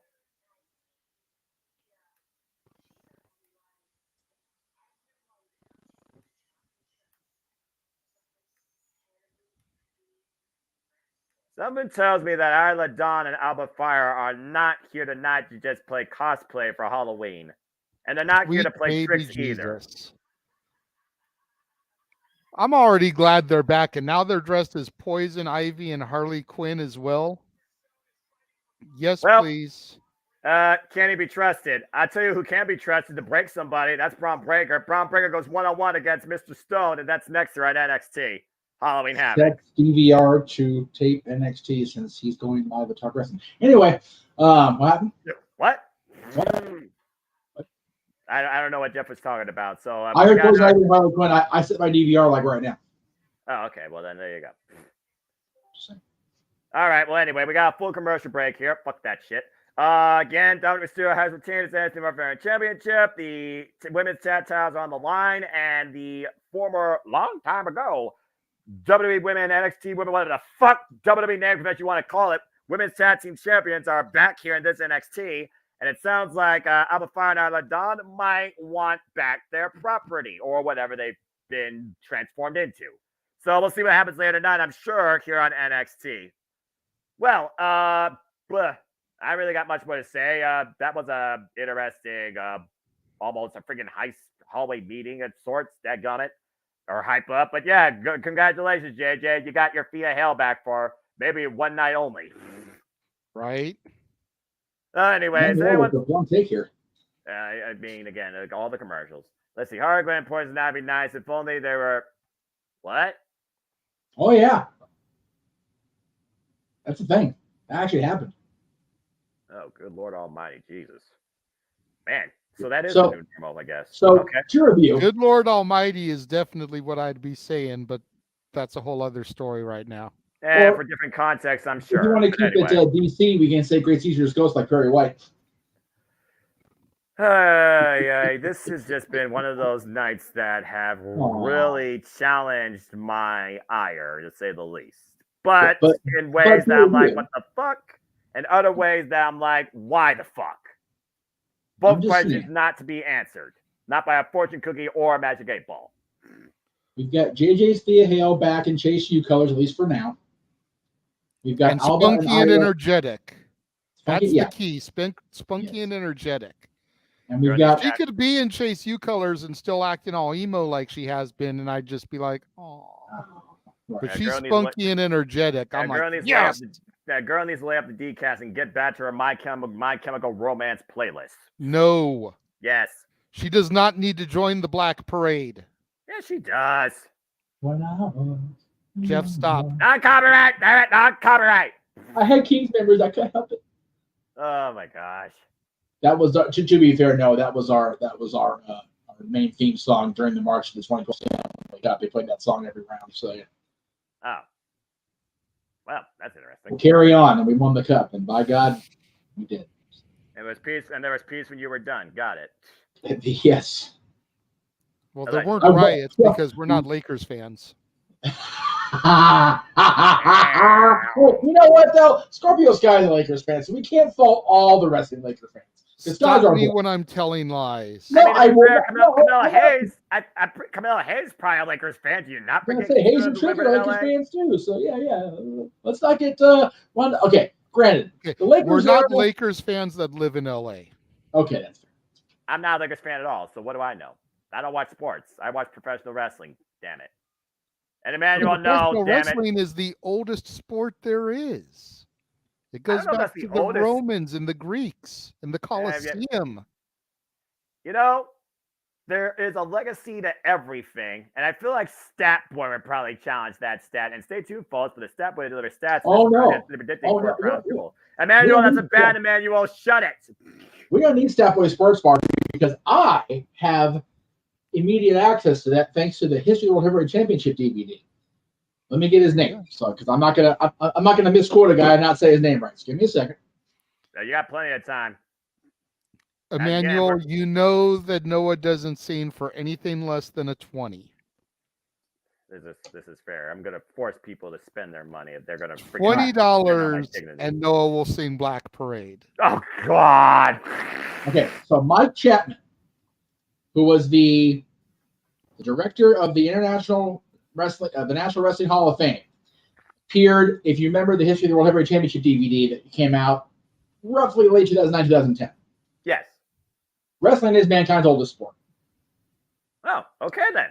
Because even the ancient cavemen did one of two things. They either grappled for their food or they ran for their lives pretty much at the end of the day. For a moment, I thought you were going to say Michinoku driver.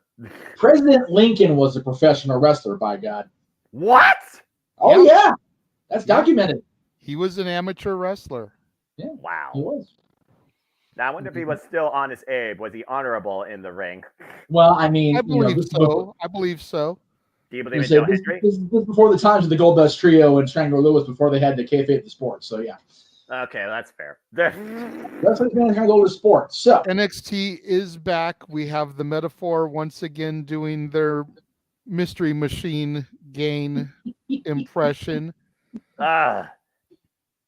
Even a song by whoever used to sing on the original Scooby-Doo will not make me care a shit about this segment or this group. Where are you? We need to save no one now. Was it the Beatles or was it the Rolling Stones? No, it wasn't either. What was that band? Come on, Scooby-Doo. I remember some of those original songs. This is not Noah's show. We can count on you, Scooby-Doo. I know we'll save that simple man. Oh my God, what the hell? Is Jim trying to invoke a friggin' TV theme song night? Stop it. TV theme song karaoke, you say? No. I didn't say nothing of the sort. It is booked now. You done did it. It's over. Oh, fuck my life. Damn it! The fuck? Gonna sing damn Cheers or freaking. Because Noah, you want to go where everybody knows your name. Not like NXT, and we're always going to call all the matches. This house is insane and crazy too. Golly. Can we please get back to wrestling? This is getting ridiculous. I might as well go back in a freaking time warp. This ain't Rock and Horror Picture Show. That's the only song I know from that freaking, what is that, movie? I don't know what that is. It's a movie and a horrible Fox special, yes. Well, I mean, how many things have Fox produced that's actually quality? So it was originally sung by Larry Marks. Come the second season, it was sung by George A. Robertson Jr. Well, there you go. Okay, because I knew there was a slight variation with the original Scooby-Doo Where Are You being the way it was sung, because I knew something happened with the original singer, because that used to be Me and My Mom's show, the original. I'm talking about the original, not What's New Scooby-Doo or 13 Ghouls or Pup Named Scooby-Doo or the how many other incarnations there's been of that show. Yes. Got Mr. Stone in the ring now, getting ready to go toe-to-toe with Bronathan Breaker. And, of course, this match stems off what happened 2 months ago after Bron Breaker literally broke Von Wagner. And it wasn't kayfabe, folks, because NXT immediately cut away. But you're about to see what happened here of sorts. Oh, Jesus.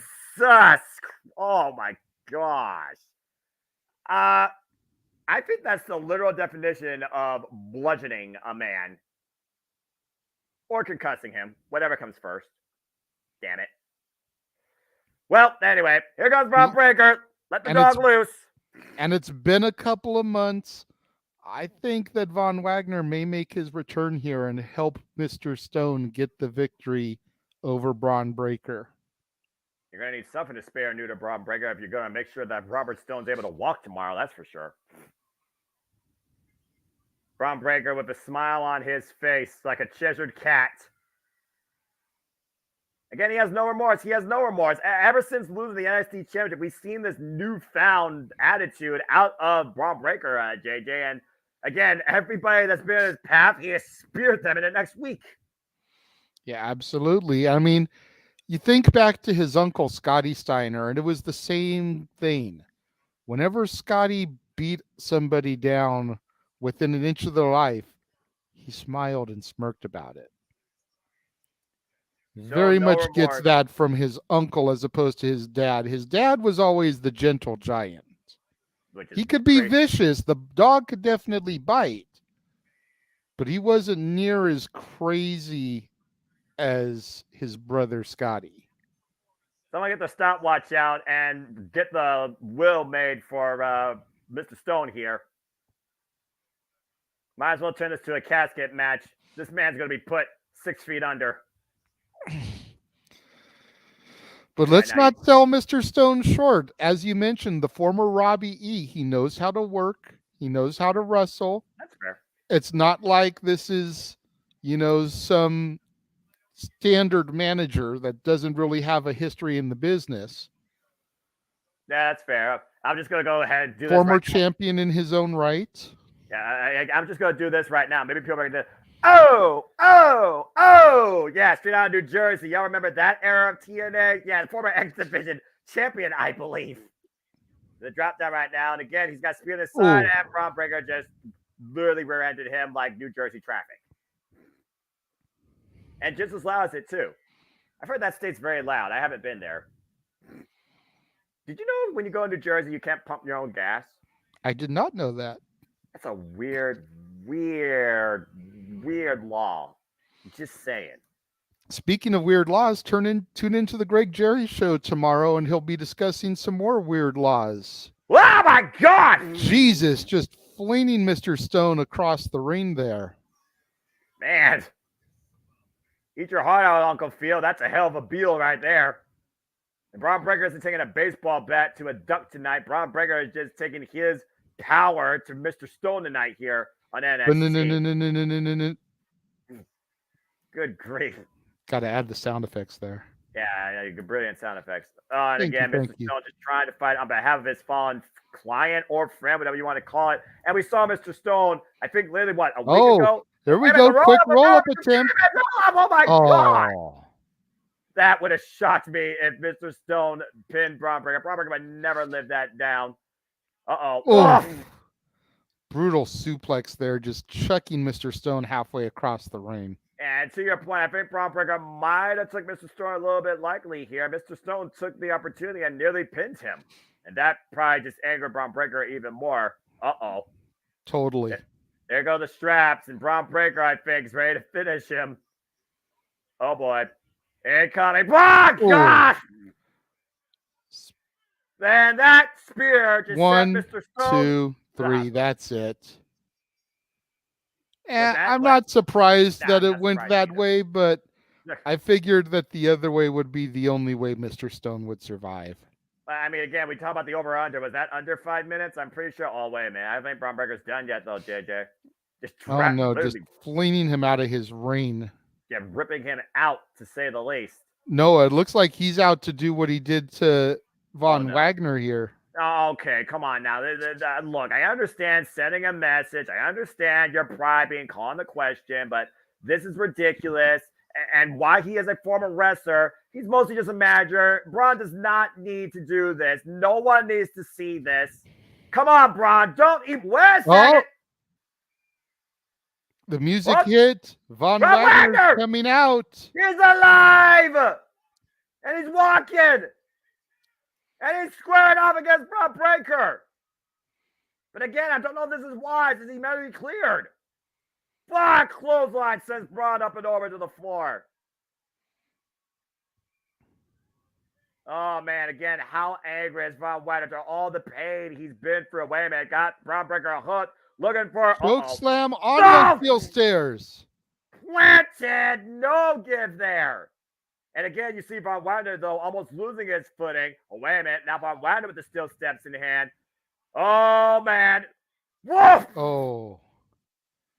And there's Bron Breakker seeing his life. Would have been some justified payback if he had gotten that on Bron Breakker there. Bron Breakker scooting up the entrance ramp like a scalded dog. Well, I mean, like I said, Bron Breakker just had his life flash before his eyes. I don't blame the man one bit. And this is far from over between Bron Breakker and Von Wagner. It's going to take more than a bunch of security to separate these two or keep them separated. There's no doubt Von Wagner didn't show up here. Mr. Stone would have been R.I.P. Go to go backstage. Looking to win back the NXT Championship. Will him not miss. Ilya Dragunov, Carmelo to come tonight at NXT Halloween Havoc. And let's go back to what happened in the main event of night one, as again, in the WWE NXT Women's Division, the best that he has.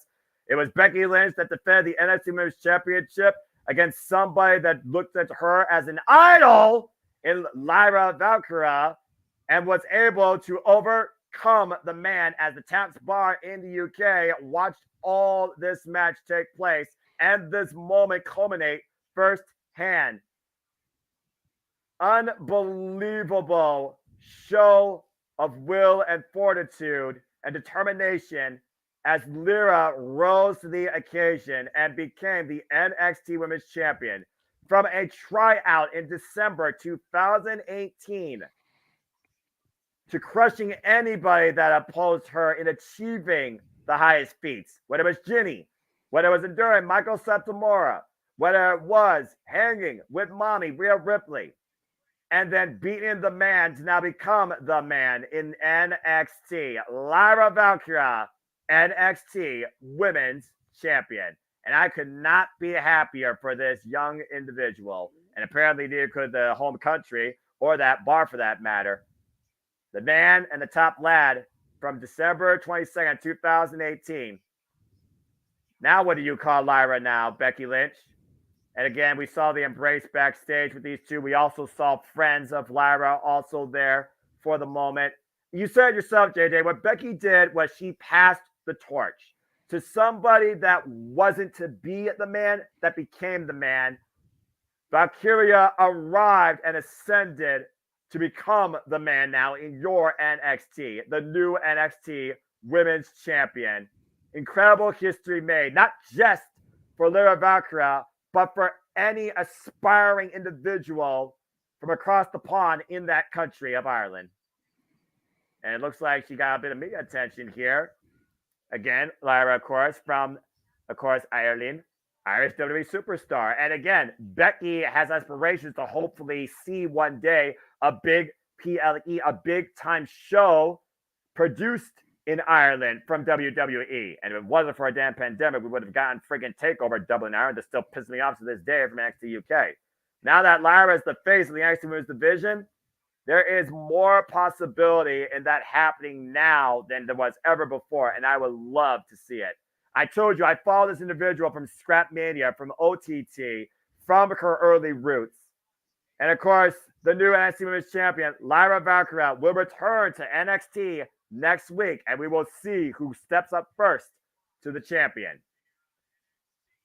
And speaking of champions, still to come tonight and coming up next, we'll see what the future of the WWE Women's Tag Team Championships will be. Will Chase U acquire more gold and become further accredited, or will Chelsea Green continue her illustrious run over 100 days alongside Piper Niven? That's up next here on NXT. Well, God, I want them to win so bad. I just don't see them coming up to the main roster. And I mean, first of all, the main roster needs some fucking women's tag teams, but we won't go down that rabbit hole. We already did that open mic night. Go check that out, folks. The state of women's wrestling in the industry. But I digress. But I mean, like, I feel like Jacy and Gigi, for that matter, the former Toxic Attraction, are both main roster ready. I don't think Thea is yet. I still think she's too young. I think she needs another year or so. That's absolutely fair. I don't see them,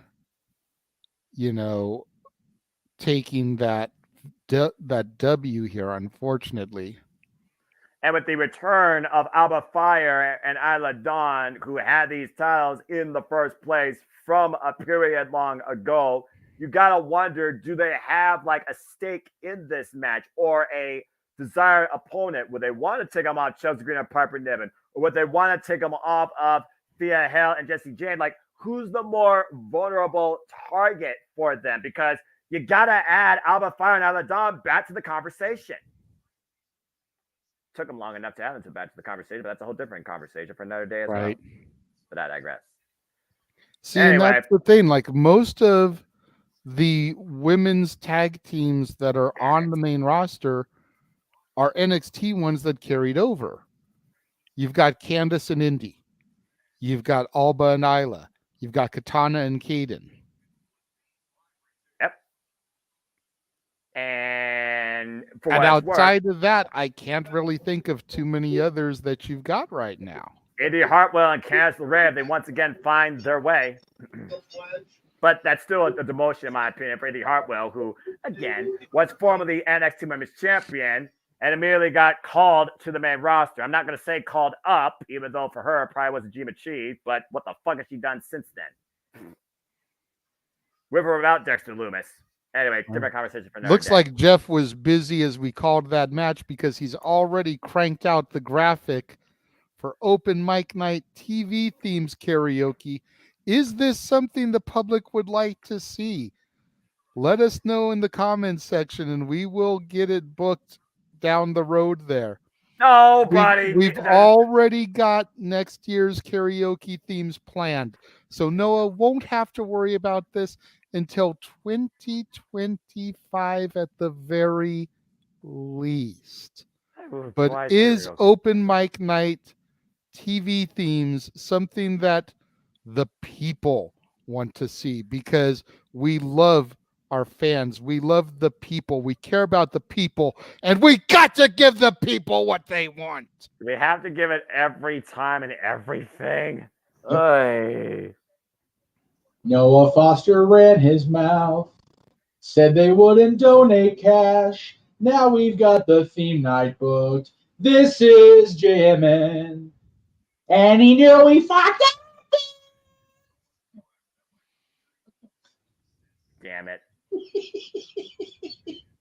I got a million of them. Don't start me on TV theme nights, Muckerfather. May I steal one of your phrases, Noah? Go ahead. Damn it, Jeff, you freaking idiot! That's right. That's right. And I own it too, by God. I broke Noah. That's awesome. He did. Now, you know what, though? I am here James, for if Halloween. you're watching, clip his reaction to that. Yes, please do that. That's tremendous. Oh my God! Well, we're back at SEO. I want to give a shout out to New Year's Day for the theme of Empire, who of course has been the theme for NXT Halloween Havoc here as night 2 continues. Arlene is already down. She got the word from God. Emmanuel and popped in, and we already stated, Arlene, that if you would like to hear the dulcet tones of Noah Foster sing "Welcome to the Black Parade" by My Chemical Romance, that's a $20 super chat. Save your money for something more important, all right? That's freaking like Disney karaoke, for example. Yeah. But if you want to save your money for Disney karaoke, we completely fuck that understand. shit. Oh, God, I hope I'm drunk on Bill Ambruso and passed out in the middle of the freaking restaurant with prime rib in my face. God. Passed out. And where the fuck is this GTA reject group? God. Just remember, Noah, you ain't never had a friend like me. Not gonna do it. Not gonna do it. Gonna restrain myself. And remember, restrain myself every time I be. Straight. Not. Don't do it. Don't do it. Don't do it. No. Nope. Down, boy. Nope. Okay. Thank you. Appreciate you. The Black Parade is for him to sing tonight, Arlene. Yes, sir. No, not him singing. Carmelo Hayes won't sing unless you pay him a lot more money. No, we'll sing though. And here they come. Chase you. Oh, good Lord Almighty. No one's going to have a stroke. The energetic Thea Hale and the seductive Jacy Jayne making their way to the ring.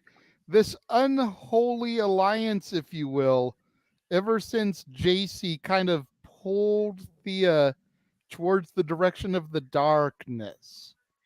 Of course, very much akin to what's going on in another promotion with Julia Hart and Sky Blue.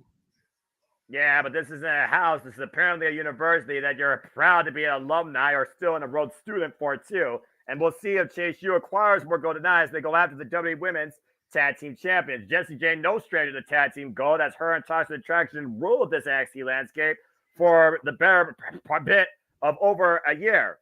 But now they have to overcome a whole different type of team in Piper Niven and Chelsea Green. And of course, Chelsea Green recently celebrated a 100-day milestone as WWE Women's Tag Team Champion, while Piper Niven has literally basically self-proclaimed herself as the other half of the WWE Women's Tag Team Champions. And we've seen how effective these two have been together or separately, and we're already fighting on the outside. Thea and Jacy bringing the fight to the champions here in the early goings. Jacy Jayne pairing off with Chelsea Green. Thea Hale going to Piper Niven. Chelsea Green also coming off some sort of match last night on Raw, and you got Bell officially rings here. You can consider the wear and tear of that as well. Bill has rung, and Piper Niven, then sent shorter first and still ring steps. And of course, we also saw former NXT Women's Tag Team Champions Isla Dawn and Alba Fire backstage. Will roll up and Chelsea Green on Jacy Jayne for a 2 count. I'm not sure who's crazy between these two bitches. Well, smart move by the girls representing Chase U to take out the big behemoth Piper Niven. leaving Chelsea Green on her own. To your point, Noah, she did have a match against Natalya yesterday, a tricker street fight, which while she did come up on the winning end of, she still got to be a little bit more worse for wear, having already had that contest. And of course, Thea Hale has yet to hold any sort of gold in WWE, but has already had 2 chances at the NXT Women's Championship. Nice drop down by Thea Hale, catching Jacy Green coming in, missing the shot there. Now Thea Hale up to the top rope, up and over. Good agility there. And it was 2 years ago, Jayne won her first NXT Women's Tag Team Championship at this very event with her partner at the time, Gigi Dolan. And of course, you brought the history that changed you up when it came to their history at Halloween Havoc. And of course, 1 year to the day was Andre Chase and Duke Hudson that were able to gain the NXT Tag Team Championship. So Piper Niven, though, back in the fray. Jayne, though, rolling sets on. Takes Piper Niven off her feet. While Thea Hale was in her clutches. Can Chase U acquire more gold here tonight at NXT Halloween Havoc? Stay tuned, folks. We keep you tuned in. Wrestling Quality, picture in picture. Can I just get a gif of Thea Hale doing that crotch chop? That was just too funny. Who hasn't done a DX crotch chop nowadays? But usually Thea is the good girl, remember? She's the one that would throw up the U. Jacy did the crotch chop. I mean, to see Thea do it is just kind of comical. I mean, again, when you got a toxic influence in your corner, I mean, you learn a thing or two. Or you sway a different way. Great double team suplex there onto Chelsea Green. Covered by Jacy Jayne.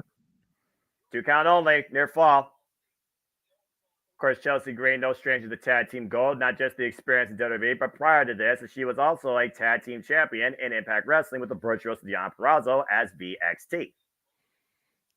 And of course, Jacy Jayne, Gigi Dolan, they ran roughshod over the NXT Women's Tag Team division. Fuck! Go ahead, talk about it. Damn it. Wow. Damn it. Emmanuel with the $20 super chat said, this is originally for pizza, but Arlene already ordered one. Seen This Is Halloween by Marilyn Manson. He changed his mind. Keep it with the Halloween theme if that's okay with JJ. I'll allow it. And in the words of Adam Pearce, we will make it official. Fuck. So before we go off the air tonight, Emmanuel, since we are in the middle of a match right now, you know, maybe the next time we get a non-picture-in-picture commercial break, Noah will do This Is Halloween from The Nightmare Before Christmas. So go ahead, Google the lyrics up, Noah, so that you can have that ready. Piper Niven finally getting out onto the corner there, getting tagged in to come in legally. Quick elbow drop. And Piper Niven going into the cover. I hate cover by Piper Niven retained. 2 count only on Thea Hale. This is what happens when play-by-play men run their mouths on the air. Disney karaoke preview incoming, but alternate versions. Thanks to Marilyn Manson. This will be the second one for Noah. That's what I call Disney because we've already got the DuckTales theme.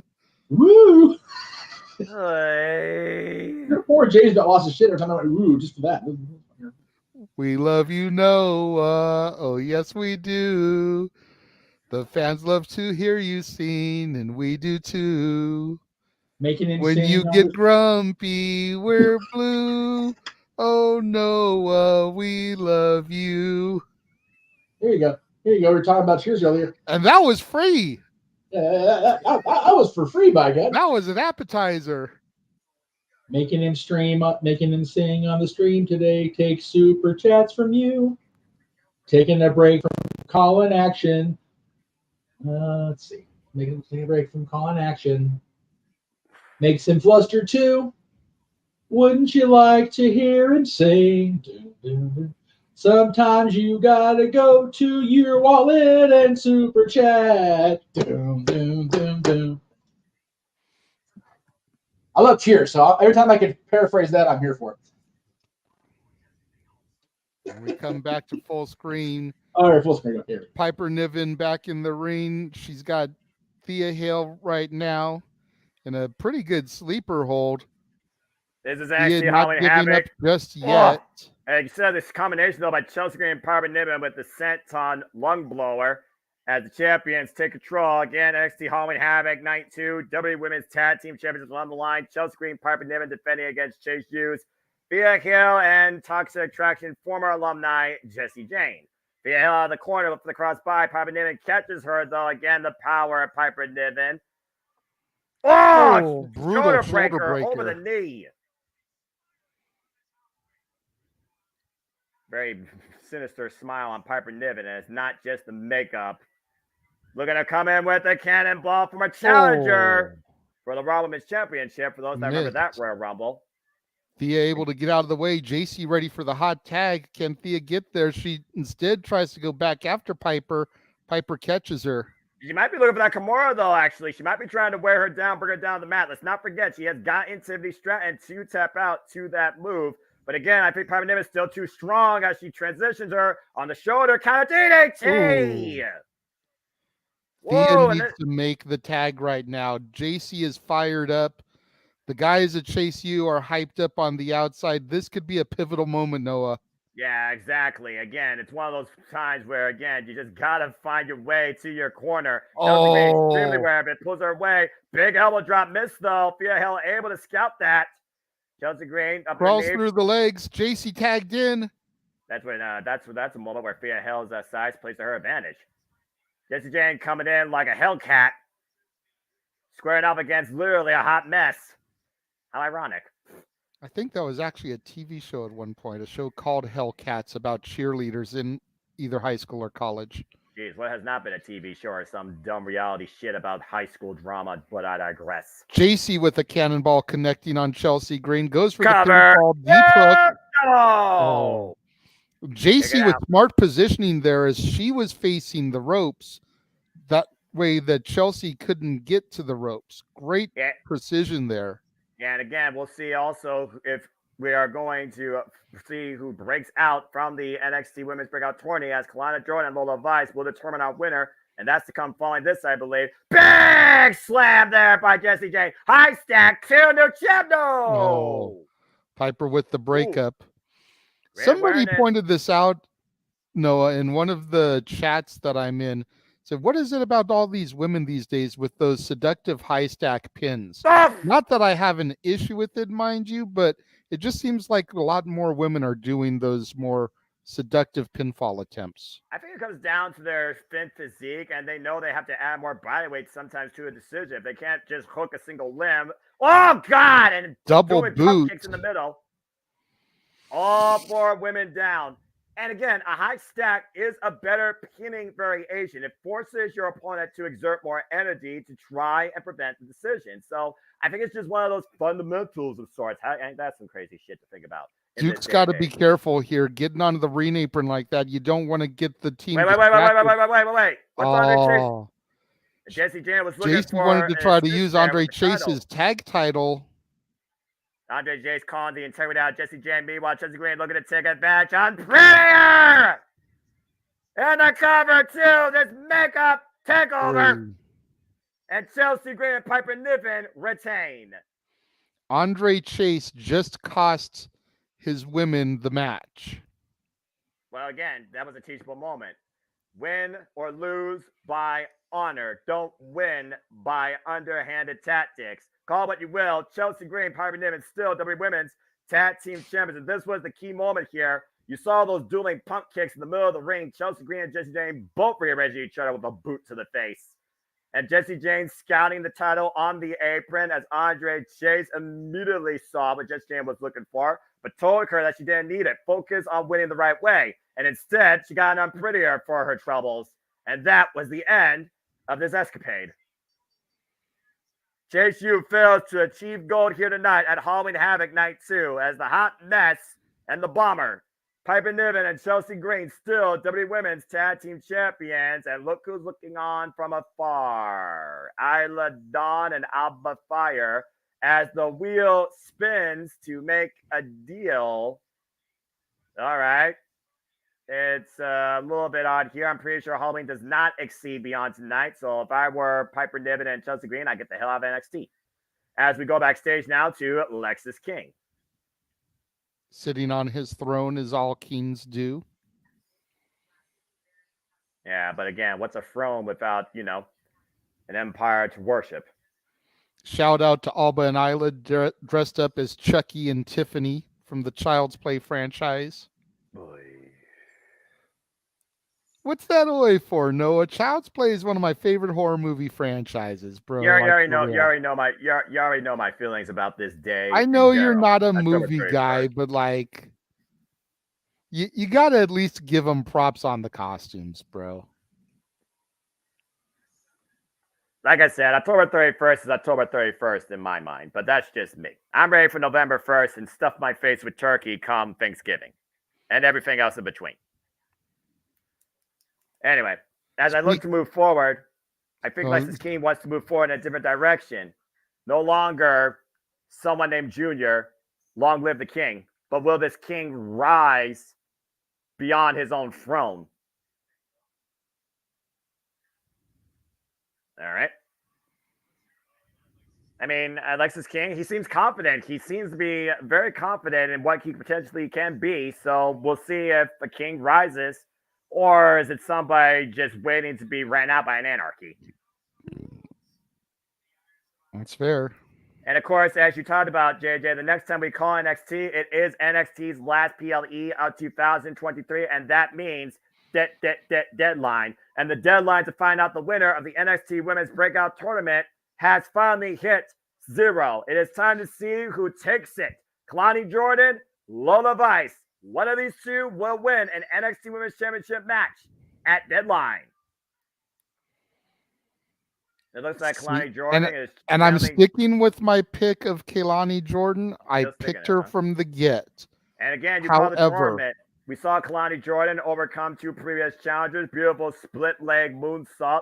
Almost a Starship Painter sorts up the corkscrew.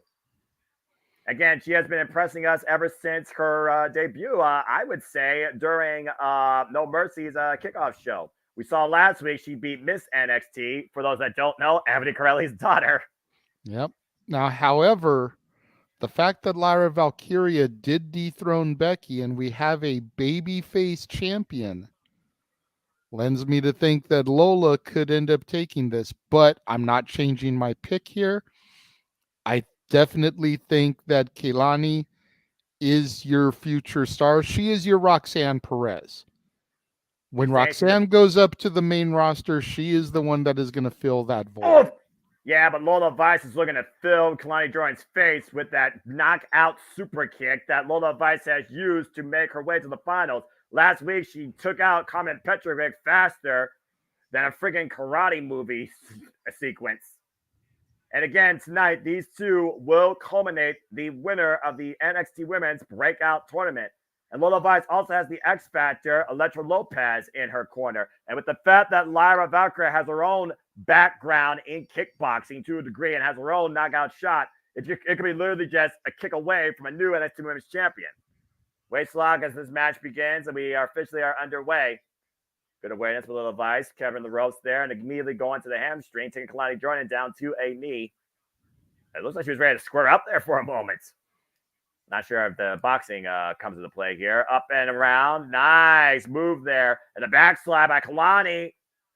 Shoulders down for a 1 count. Catching the leg. Up and around under a knee. Nice sweep out there. Deep. Stack up. Matchbook cover of sorts. And a 2 count there by Kelani Jordan. Oof, Kelani coming fast and furious with this offense. Yeah, Lola Vice able to finally scout a move, though. Prevent the dropkick immediately. Oh, my word. Lightning fast kicks there to both the hamstrings. Jason speedball might Billy, and Lola Vice, she might need to do more than show off here. Oh! Hip attack there with Lola's posterior right to the face of Kelani.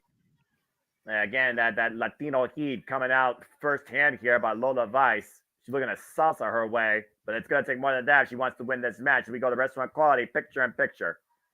Because, of course, we're going to do that, because why not? Oof. Sent face first into the apron. I don't give a fuck about commercials. And I stand by that. To Josh's point here about Becky and Lyra being both baby faces and wanting to try to laugh at my assessment there, there's a little bit of a difference there, Mansfield, because it was essentially a teacher-student scenario. Ding, young boy, do your homework. Oh, man, and it looks like Lola did her homework there, taking the leg out from underneath Kelani Jordan. Messy landing in the ropes. Might have hyperextended hamstring there. Continue your point. And Snapmare. You see Kelani Jordan right now grasping her leg, though, there, JJ. That could be very pinnacle here. It could be. It very well could be. Lola Vice has taken the opportunity and is just right on top of Kelani after Kelani came out again fast and furious at the beginning of this matchup. And you see Lola Vice goes to the cover, deep hook in the leg, and a 2 count only. And again, she's working the hamstrings right now. She's using the ring to her advantage. She's literally arm dragging Kelani Jordan legs first into the ropes, now using the rope for even extra leverage, wrapping the left leg around the bottom rope, but Kelani able to get a nice kickoff there, create some distance. Again, it's hard to fight. It's hard to exert your power forward if you don't have a strong vertical base. To the body shots now, that's quite a shot there. You see Lola Vice and Kelani Jordan lock in the middle of the ring. Meanwhile, single leg takedown. Might be looking for a possible figure for a leg lock or ankle hold. I think she's just trying to wear down the leg there. I don't think she's looking for a submission just yet, but she's trying to wear that down. It's smart. She see the way she kind of got it grapevined there now. And it's smart. She can work towards a submission, JJ. And you see right now, literally trapping Kelani's leg, and that could be a submission of sorts right there. She has her leg trapped. And again, Kelani right now just trying to reverse the pressure. Oh my word! Did you see the way? Now the single leg crab deep with the single leg crab. In with it. Yeah, that's going to tear some ligaments. Yeah, that's a right angle single leg crab right there. Legs are not meant to bend like that, even for the most flexible of contortionists. Again, Lola Vice has focused her game on attacking Kelani's base. She's picked the target and she's stuck with it. It's smart game strategy here.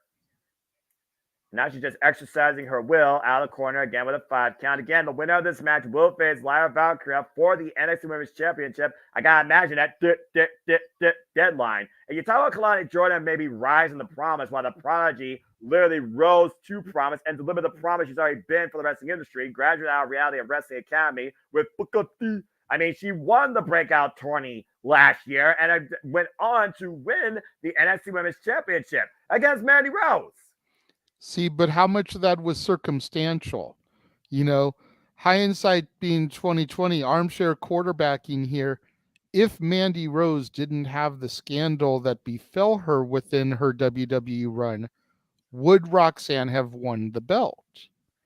Or would Mandy have continued on her historic reign, possibly even eclipsing Asuka? We'll never know because the powers that be within NXT decided that a female star who wanted to make a few bucks on the side by posting photos on a third-party site was too dangerous to keep under contract. So they let her go. And yet she's more profitable than she ever was in NXT. How about exactly. That? She makes more money than pretty much any of these people, except for maybe guys like Roman Reigns make in a year. Glory, freaking! I already had my tangent about that, but to your point, I also do agree. Again, alternate reality. Gorgeous step over spin kick there. Great extension on her legs there, catching Lola Vice in the jaw. I like the fact she used the left leg, by the way, too, as Lola Vice been working more over the right leg. So again, she used the leg to have more power to get more actual effect out of that move. Now Kelani Jordan trying to build some momentum here, rolling in. Back elbow strike, takes Lola Vice off her feet. Nice kip up, and again, grasping that hamstring. See her favoring her leg. Whoa, rolling senton. Leg drop, cover, two, no. Great flipping leg drop. We saw her utilize that last week. Again, right now, the offense right now. Whoa, I don't know what she was looking for there. Looked like the overdrive. It looked like Randy Orton's old move. Spinning soba, cover, two. No, not enough. Near fall, though, and you see the entire NXT Women's Division Breakout 20 field, I believe, watching on. Everyone on the edge of their seat to see who breaks out this year in NXT in the Women's Division. And right now, Irish Whip, Lola Vice, sending Kelani Jordan up. Handstand, springboard, doesn't hit the clothesline. Oh! Able to block out the pin right now and take advantage. Kelani Jordan taking her down with a flatliner. And now what she's set here. Overdrive. High impact move. Kelani Jordan coming up to the corner. Might be looking for that split leg. Wait, Electra Lopez now trying to play interference and giving Lola Vice maybe the moment she needs off the top rope. Split leg moves on crash. Just enough of a distraction by Electra Lopez that Lola Vice was able to get out of the way. And on the injured right knee, the knockout shot connects cover to Lola Vice wins the tournament. Lola Vice is the breakout superstar in the NXT Women's Division of 2023. Just like that. That kick, again, JJ, when that kick connects, it is lights out for any opponent. And you can definitely give an assist to Electra Lopez on that. Take a look at the replay here. Handstand springboard caught her. Nice flatliner as Kelani Jordan was fighting for the pain. The rope through, looking for that split leg moonsault and that momentary distraction by Electra Lopez. Kelani Jordan crashed and burned on the damaged already left knee from earlier. And Lola Vice, bam! That spinning back heel kick. Good freaking night. Lights out at Halloween Havoc. Lola Vice is the winner of the NXT Women's Breakout Tournament and has a guaranteed contract for an NXT Women's Championship match. While Kelani Jordan may not have won that match, I did say at the outset that with Lola Vice being a heel going against Lyra Valkyria, it would make sense for her to win. Yep. You, young boy, who decided to try to criticize me and shoot with that comment, are the one that tried to point out Lyra versus Becky being babyface versus babyface. Eat your fucking words now, boy. Yes, please, Meacham. With permission. Shut the fuck up, John! Thank you. Thank you. One more time. Jeff, go ahead, play it again. Go ahead, play it again, Jeff. Play it again. Oh my gosh, I think Jeff's laughing too hard now. Oh, Meacham. Paging Meacham. Shut the fuck up, John! Thank you. Thank you. Damn it. Guys, that's freaking hilarious. I don't care. That is freaking funny. I'm not gonna lie. I did not think I'd be turned into freaking. Oh my gosh. I lost all control here. I was never in control to begin with, so what the fuck? This is more chaotic than the HWD last night. And yes, safety. Everybody in the chat, if you agree with JJ's tirade and assessment and that clip, say it and type it. Thank you. Oh my gosh.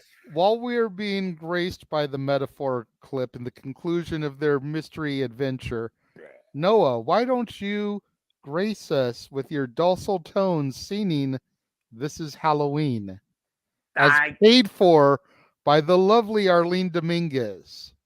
Oh my god, I haven't freaking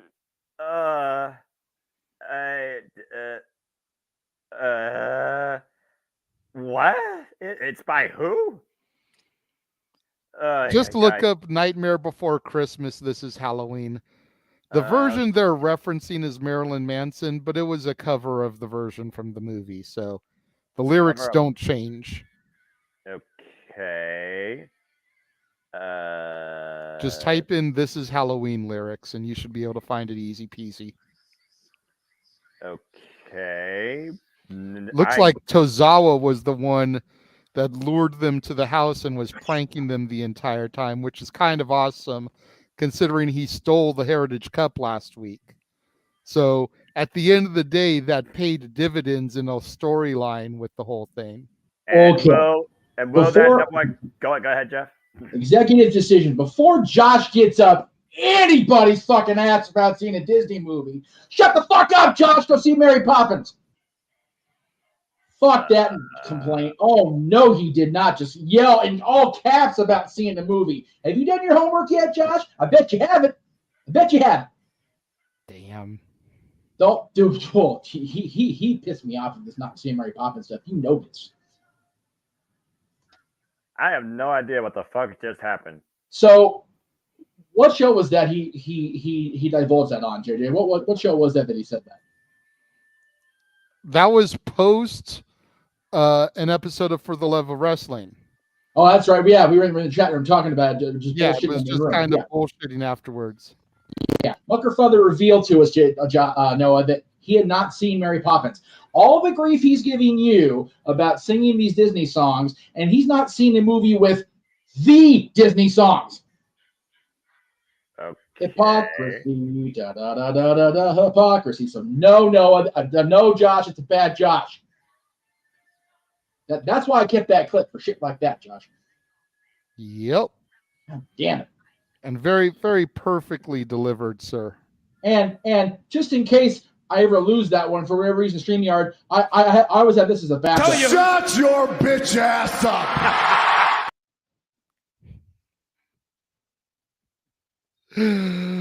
Oh. Okay. Well, that being said, I guess I'll try researching this song and get back to you here. Just no.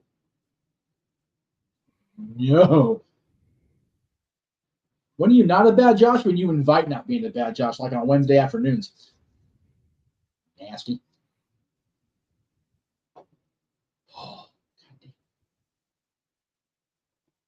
See, San Diego used to be not far for JJ and I.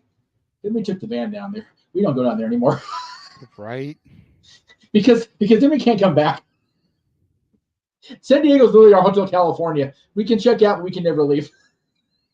At least not with our own car. That's accurate. That's 100% accurate. Those in the know, no. Those that are not in the know, we'll never tell. Because we won't get in trouble with our women again.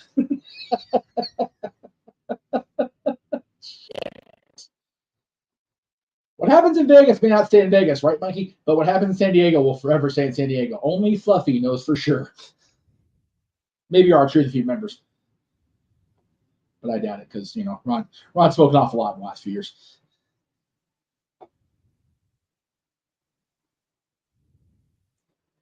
Well, Josh should be singing Darkwing Duck because he's getting dangerous trying to yell at people for not seeing a Disney movie. At least I've seen the original Disney cartoons, DuckTales and Darkwing Duck, when I was born in 1992. Have you seen Mary Poppins? No. Yeah, my mom and I once watched it. See, Noah's mom understands the priorities of life here, ladies and gentlemen. There's a reason I am the man I am today. Just saying, it was not naturally gifted or born. People who are not showing their children Mary Poppins or the classic Disney cartoon movies or Disney afternoon TV shows just need to go to family counseling at this point. Family counseling? They just do. No. I am dead ass serious. Huh? This is terrible. It's terrible. That this good church-going young man can sit in this chat room and yell, I mean full on, straight up, all caps at you about not seeing Nightmare Before Christmas. Okay. I got you. Oh, terrible. Okay. Well, Josh is trying to say he's seen the classic animated Disney movies. Have you watched The Black Cauldron? Oh, well. Have you watched The Rescuers? Have you watched The Fox and the Hound? Don't use Black Cauldron. Sword in the Stone? Those are really classics. Make Mine Music, Fun and Fancy Free. Saludos Amigos, The Three Caballeros. Sí. El Renegado says so. I was going to say favorites of El Renegado de la Lucha Libre, but I digress. Good grief. I have never heard of any of those. Hang on. Here we go. Oh no. What has he done? All right, that's it. That's it. That did it. He's in trouble. He's in trouble now. Oh, he fucked up. What is he doing? I'm scared. What? Jap? We're about to be back on the air. No. Oh dear. Well, never mind. Just keep. What the hell? Just keep doing your lyric research. Just keep going. It's okay. Alba is Maleficent, and Isla looks like she's the Wicked Queen from Snow White. At least the Regina version of the Wicked Queen. Oh, there you go. Which, if you never watched Once Upon a Time, Regina as the Wicked Queen was sexy as fuck, but I digress. God damn right she was. Okay. How many more costume changes are going to happen? What happened to Jeff? He dropped off. Oh, boy. He's on camera. Get the fuck up, Josh! I've never heard of any of those whatsoever. All right. But okay. he sat there and said he's seen the classic animated movies. Did you see Once Upon a Time? Just relax for now and let the guys take care of things. Here we go. Noah's got the shades on. Coming up on 80s night next year, Noah is singing I Wear My Sunglasses at Night. Non-copyright. Murder is always illegal. Murder is always illegal. Oh, no, there are instances where it's justified. Justifiable homicides. Ask New Jack. They are a thing. Oh, well, we can't do Jack because. So next week on NXT, it'll be Noam Dar versus Tozawa for the Heritage Cup. That's where all that was leading. One night removed from Tozawa going toe-to-toe with Shinsuke Nakamura.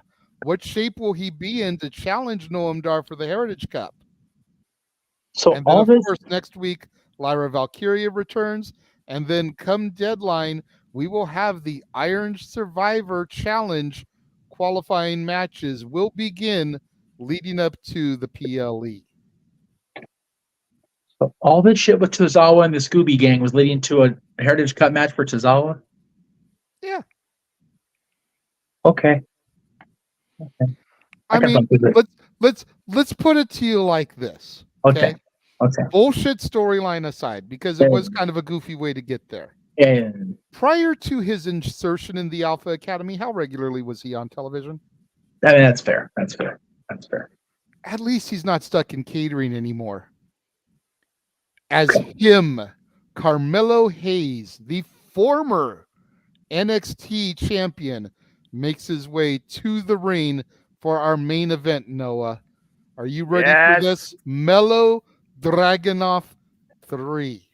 Let's see if him can't miss this time. But go ahead, JM, before the Czar makes his way onto I'm going to sit here and keep an eye on things in this chat room via screen going forward, because I am just astonished at what has gone down now in the last few minutes. So I'm going to sit here and just stare at the right side of the screen and keep an eye on the chat room over there.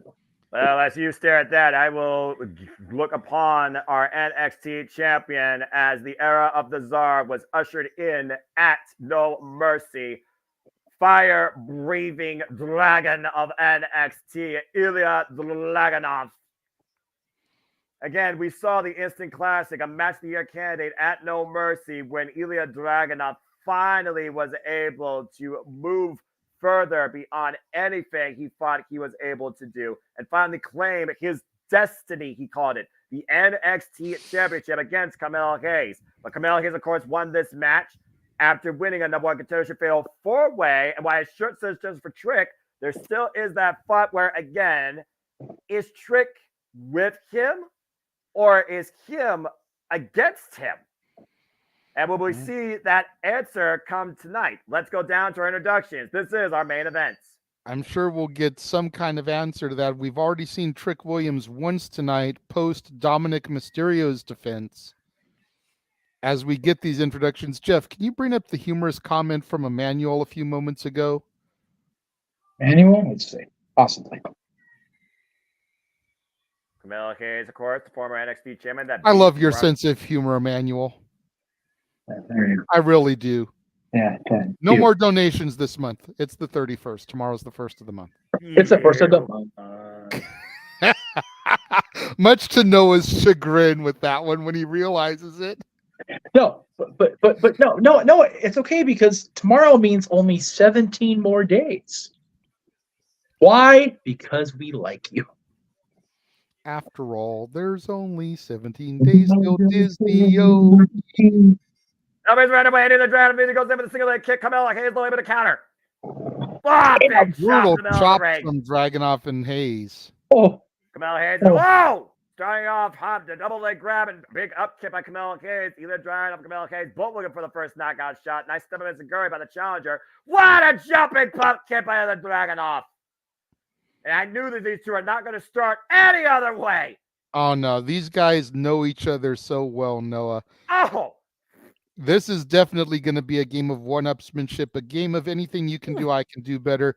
I have high expectations from this match, and I think they're going to be met. I'm expecting a caliber of Rob Van Dam versus Jerry Lynn here. And again, you're trying to draw separation. These two aren't even figuring about that. They're just figuring about unleashing as much intensity as possible, as much physical offense. Doesn't have to look pretty. It just has to be effective. Now we're going into the forearm exchange. Ilya Dragunov, Carmelo Hayes squaring off now. Oh, big side winding, open palm strike, and both men strike at the same time. Both men on a camera, both men down finally in the first 2 minutes. Don't miss a second of the action, folks. It will continue here in Restaurant Quality, picture in picture. God bless it. Oy. I will say this, and I will say this across the board. When I first got back into wrestling and I saw that they did picture-picture commercial, I thought it was a good thing. Yeah. Almost 2 years later, I feel like they do it too much. Yes. Agreed. All brands. Absolutely. It's not just a WWE thing, it's an AEW issue too. Oh, yeah. I think they do it way too much. They do. Wrestling frankly doesn't. Anyway. I love the fact that we can still see the action. Right. But I think they rely on it too much. I think there's certain moments where you can give to the advertisers that isn't during a marquee match. And if you sell more to your freaking third-party idiots during those times, you probably would have people more dedicated, more involved, and more engaged in the main event as Absolutely. I am, or for championship matches. I think there Bingo. is a budget where you could have commercial-free matches of high storytelling and value without picture-in-picture or commercial breaks. I completely agree. I was just going to say, to your point, Noah, main events, championship matches, I'm okay with it. Any other match, no. Exactly. Unnecessary. Exactly. Just unnecessary. Yeah, but I guess that's why we're not billionaires or freaking blood leech suckered top 1% politically incorrect fucking assheads. But anyway. Damn. What do I know? That was a lot of words just then. What? I didn't say anything. What do you guys in the chat think? Are you guys fans of this picture-in-picture in every fucking match? Or would you like to go to full-on commercials? I mean, at the end of the day, the picture-in-picture is silent. The commercial is the thing that you actually have to hear. So at the end of the day, you're still getting the worst for your deal. No!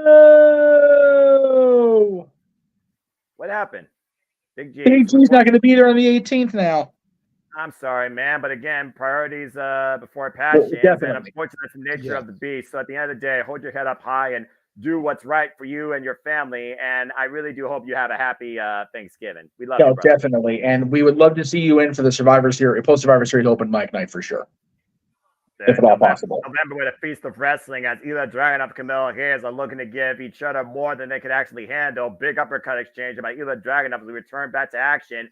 Our main event for the NXT Championship. Ilya Dragunov defend the goal against Carmelo Hayes. It's Dragunov versus Hayes 3. Nice escape there by Ilya and falling in. Oh, God. Big backhand strike. And to the hamstring. And it's a good to the back of the head of Carmelo Hayes. Rebound off the ropes, waist shot, German suplex, maintains waist control. He's trying to chop Melo down. Great strategy here by Dragunov. He knows Melo and his feet are a dangerous thing. Yeah, God, those strong arm German suplexes. And again, he maintains waist control perfectly after each one. It's always one of those things where I look at a German suplex. Does it take more at the person that utilizes them or the person that endures them? You think about Kurt Angle. You think about Josh Alexander. Now you can add either Dragunov to the mix. Carmelo Hayes off the second rope, though. Whoa, he was looking for that springboard back elbow strike. Oh, I got caught with it. It's a Guri. One mistake and all Ilya needed. Running knee turns him inside out there. And that's a bone-on-bone impact, by the way. No knee pads, JJ. Old school mentality by Ilya Dragunov. Power bomb! High stack cover to the retain! No! Wow. High impact offense by Ilya Dragunov. Take it away. Look at the way Carmelo Hayes lands. Planted! All the body weight, all the shoulders down. Matchbook cover for a 2 count. Good grief. Looks like next week we're going to get Braun Breaker versus Von Wagner. Oof. All this time building the angle, they're finally going to get their confrontation next week on My NXT. A return confrontation. Pump kick by Carmelo Hayes looking to be a return two-time NXT champion as Ilya Dragunov rewind and unleashed a lariat. Cover, deep hook off the far leg. 2 count only. Not yet. Again, we know how far these two men can go into overtime if need be. Their last bout was over 23 minutes. And this is our main event tonight on NXT. And we know they've had no problem going overruns here recently, Noah, especially last week. This one could go deep if they'll let them. Well, again, again, back to what I talked about the wrestling industry and their wallets. I think there's no problem for any company at this point to do that. Big knee strikes, though, again, by Ilya Dragunov. Meanwhile, Carmelo Hayes still trying to break the will of Ilya. Ilya again looking for constant. Carmelo Hayes counter. Oh! Beautiful round-the-world rotation there by Carmelo Hayes. And gets a near fall for it, though. To respond to the chat room, how about we focus on what's going on in the ring? How about that? Just saying. But if you want to dictate the conversation, super chat. It's as simple as that. Yeah, it's also right there at the bottom, so I mean, at this point, you might as well just put a graphic up at the end of every hour just to remind people. Apparently, people. But we do thank Big G and Arlene for the super chats, or excuse me, Emmanuel on Arlene's behalf. Whoever super chats, or Arlene on Emmanuel's behalf. Yeah. Whichever way it was thrown. One of the Dominguez's super chatted us today to hear Noah sing. We thank the Dominguez family at Big Baller G for their continued contributions to the NXT Network Multiverse of Media. It was Emmanuel, by the way. Yes, it was Emmanuel who did it for Arlene because Arlene ordered the pizza. So yes. There we go. Hayes, oh man. Ooh. Big insecurity great again. height on that kick there. Takes the off the top rope to the floor. But again, championship can only change hands inside the ring. Be it pinfall submission, championship advantage. And Carmelo Hayes is extremely aware of that as he brings the Dragunov back up from the floor to the apron. Now going up and over. DDT head first on the apron. Spikes him right there on the hardest part of the ring. I know we mentioned it a lot, but got to point it out. That's definitely no bueno, as El Renegado would say. He spiked him head first. Where steel meets wood, there is no give there. You saw the stinger effect or convulsing of Ilya Dragunov off the impact, literally just twitching. And Carmelo Hayes right now looking to get nothing but net. Big frog splash. Cover to again the title. No. Left shoulder able to pop up. Watch the way Carmelo Hayes lands.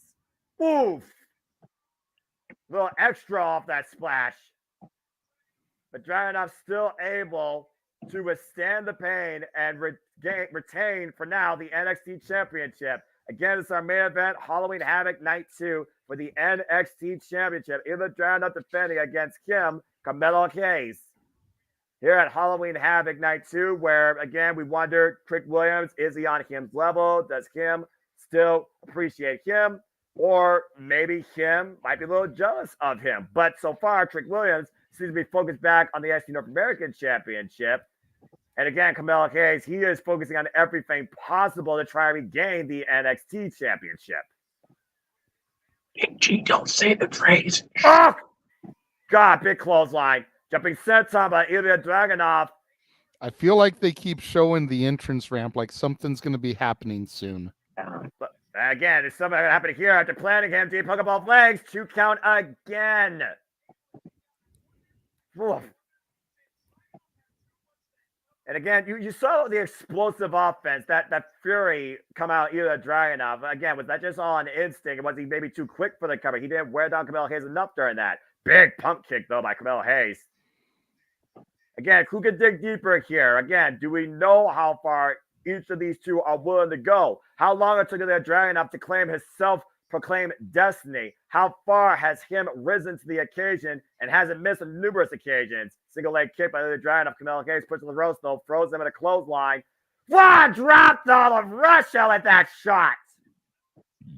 And again, I don't know if he got all of it, but he may have got enough of it. But he can't capitalize right now.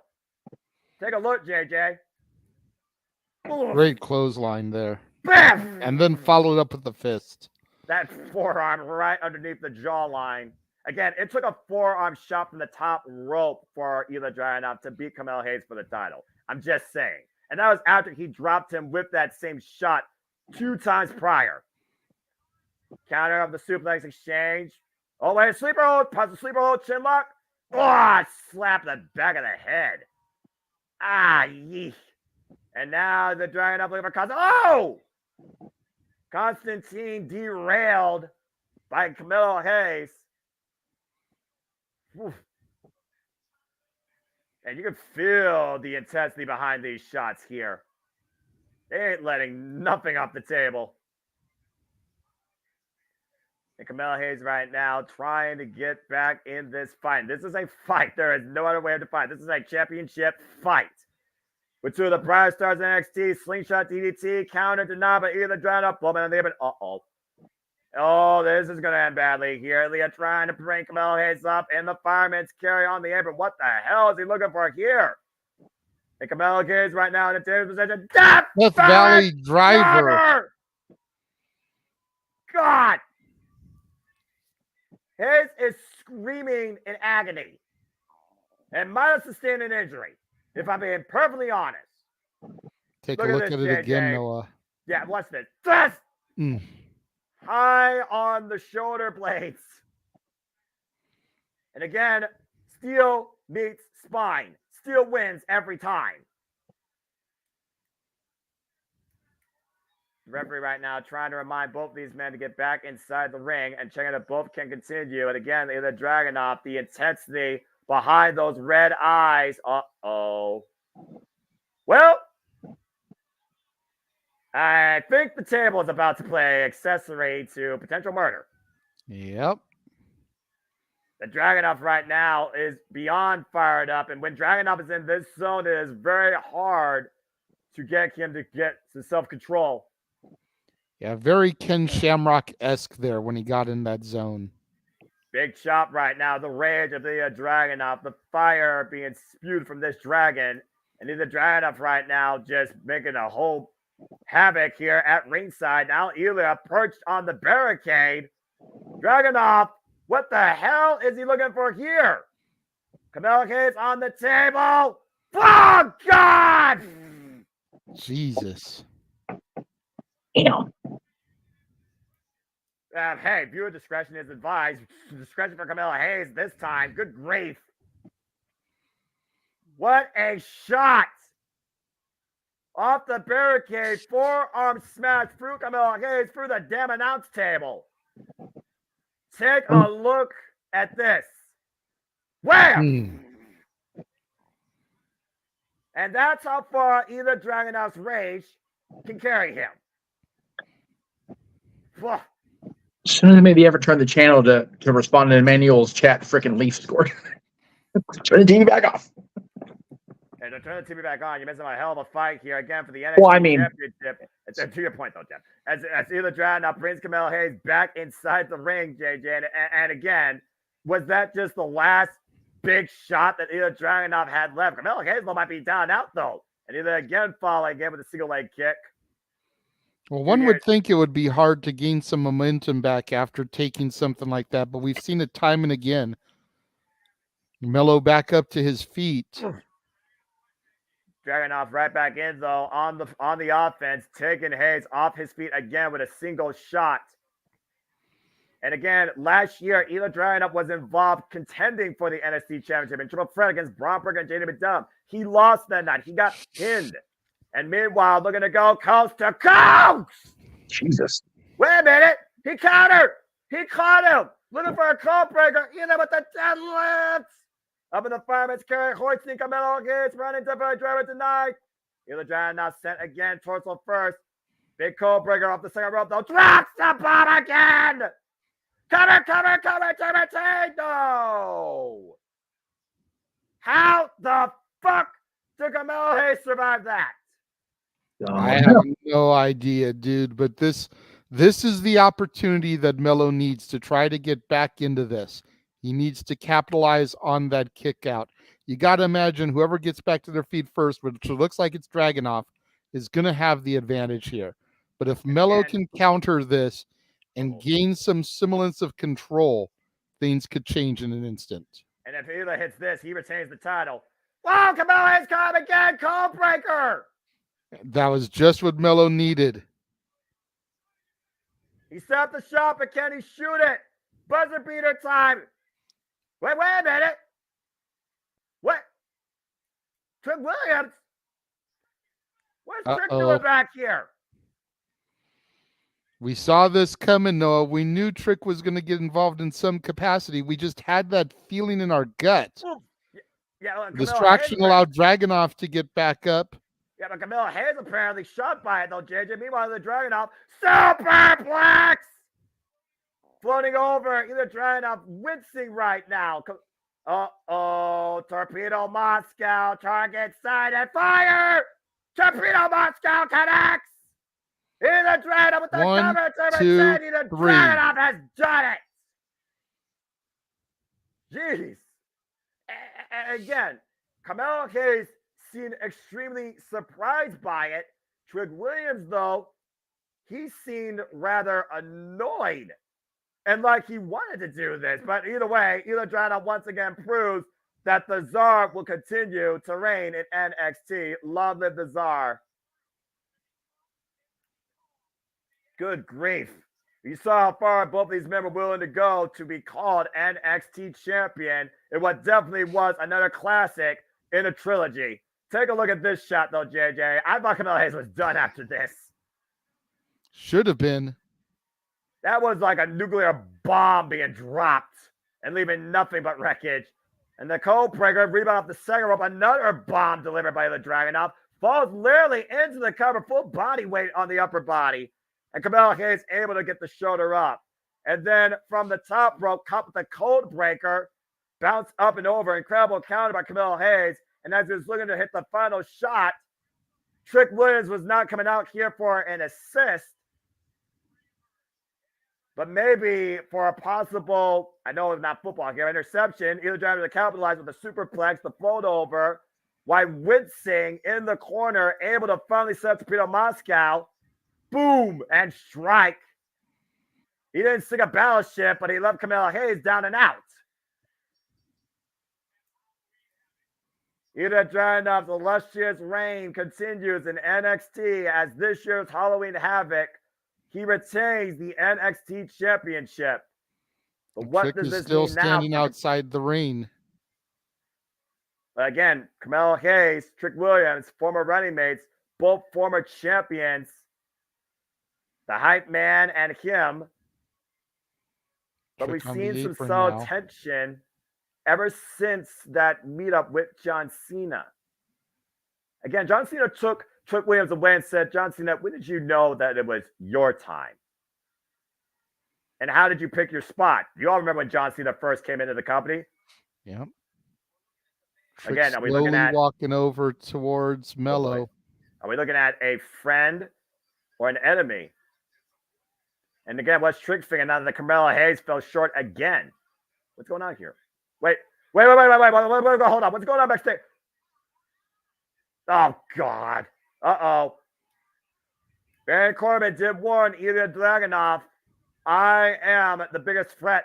And let's not forget, the last time Ilya Dragunov lost was due to Baron Corbin beating him. As Halloween Havoc goes off the air for the Renegade of Wrestling, Jayne Williams, I'm Noah Foster, Trick or Treat indeed. This has been Halloween Havoc, and this has been NXT. Yeesh. So we still don't have a resolution to Trick Melo game because we cut away to see Baron Corbin attacking Ilya. Gonna have to tune in next week to see what happens as a result of this. Yep. Next month also, as this concludes October. Boy. Well, a lot of tricks went down tonight, but at the end of the day, Ilya Dragunov is still NXT champion. And that right there is enough of a treat for me to be happy. So that was a good main event. Very good main event. So aside from the TikTok rejects and their skits. What did you think of the show? It was all right. Not as good as night one. No. But still decent enough presentation, right? Yeah. Okay. Thank you. Thank you, Matthew. I concur. All right, then. Well. All right, Meech. Go ahead and let's run through these shills here momentarily. He's got to fix himself. Pete's crap doesn't work. All right. So if you missed it earlier today, first of all, shame on you. It was a hell of a show this morning and this afternoon, depending on what time you caught it. So please go back and watch JJ and I covering the definitive movie series on this oh so spooky day.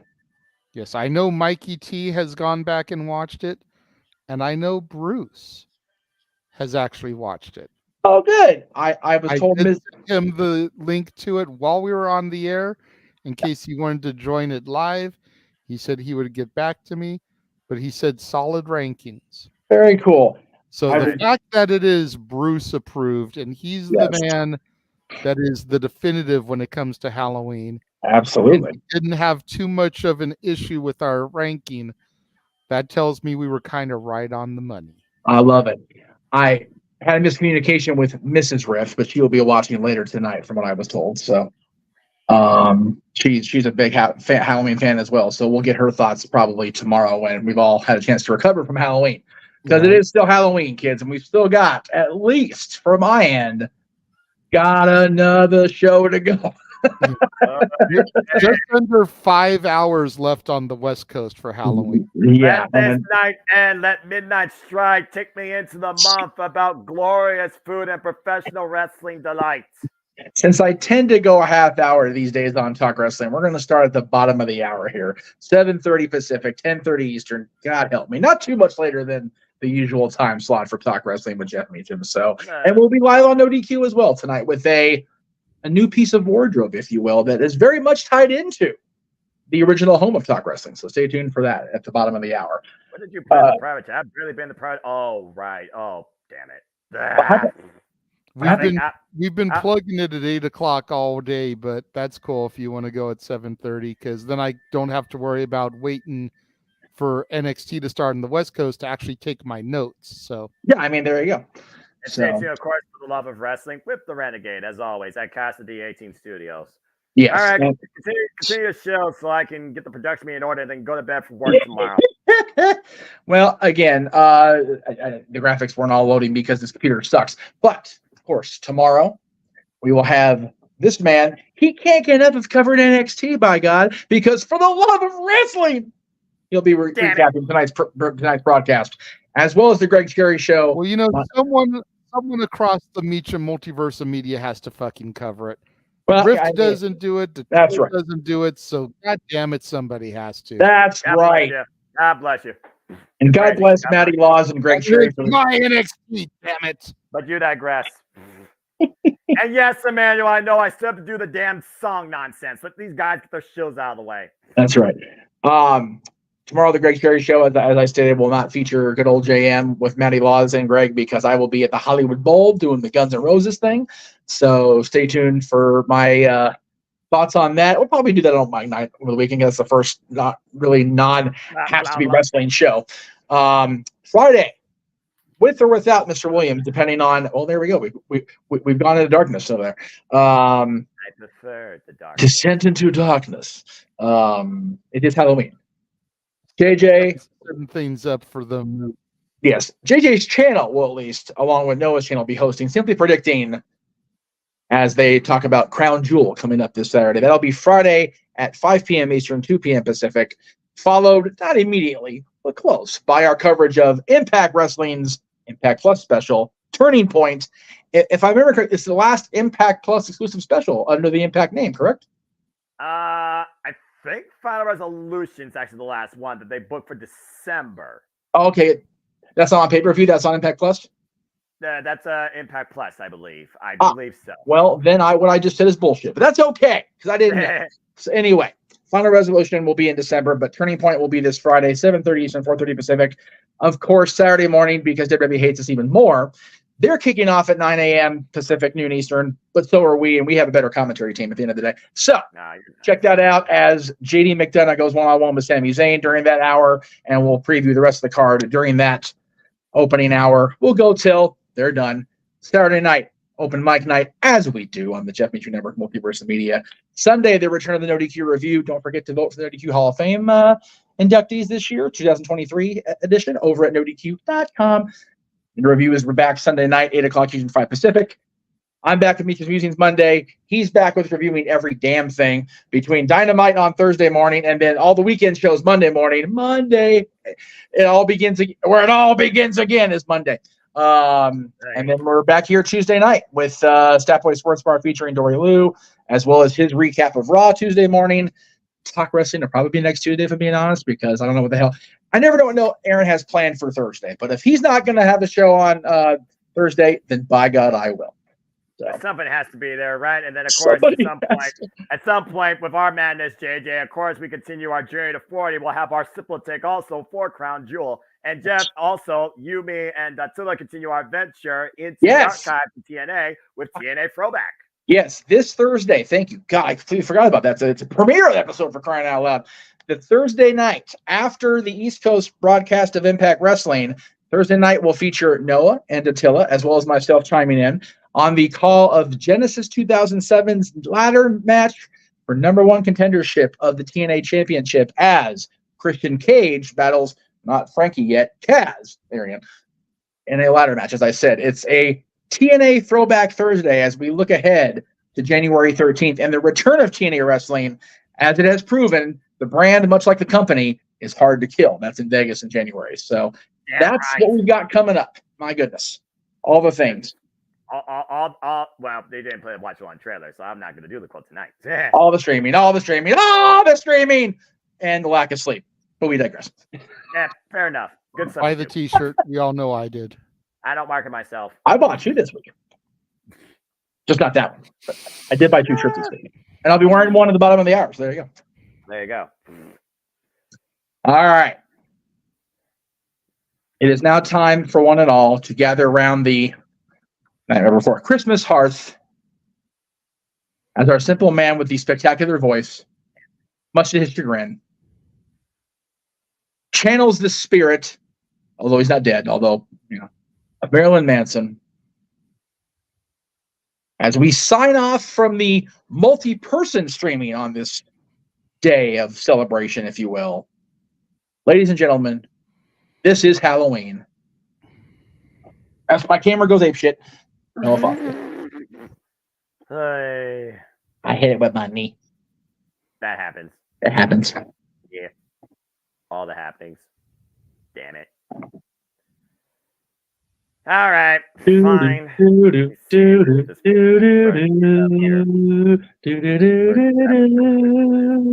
class. Giant Peach. I forget whether or not he did James the Giant Peach as well, but you know what? That's a different thought.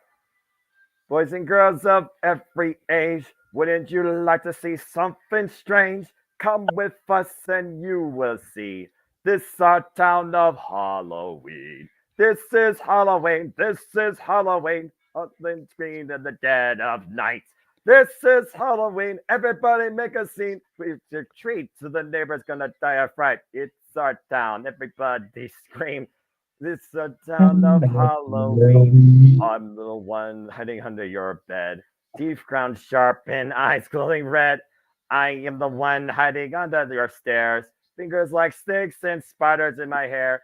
This is Halloween. This is Halloween. Halloween. Halloween. Halloween. Jeez. All right, but you're good. Enough of that. Enough of that. Happy Halloween. Let's get this holiday done with. Golly. All right. We will see y'all in about 6 minutes if you're going to continue on with my shenanigans for the night. Otherwise, we'll see you tomorrow bright and early as this man once again covers NXT. We'll see this man Friday afternoon to simply predict Crown Jewel. We'll see them together to call Crown Jewel. We'll see Noah and Attila together to call a TNA Throwback and Turning Point this week. We will never, ever... to quote the apparently Kansas City Chiefs Good Luck Charm, who was not there this week and they lost, we are never, ever, ever gonna sleep again. There you go. JJ, thank you as always. Good night, folks. Good night, boys and ghouls. We'll see you next year.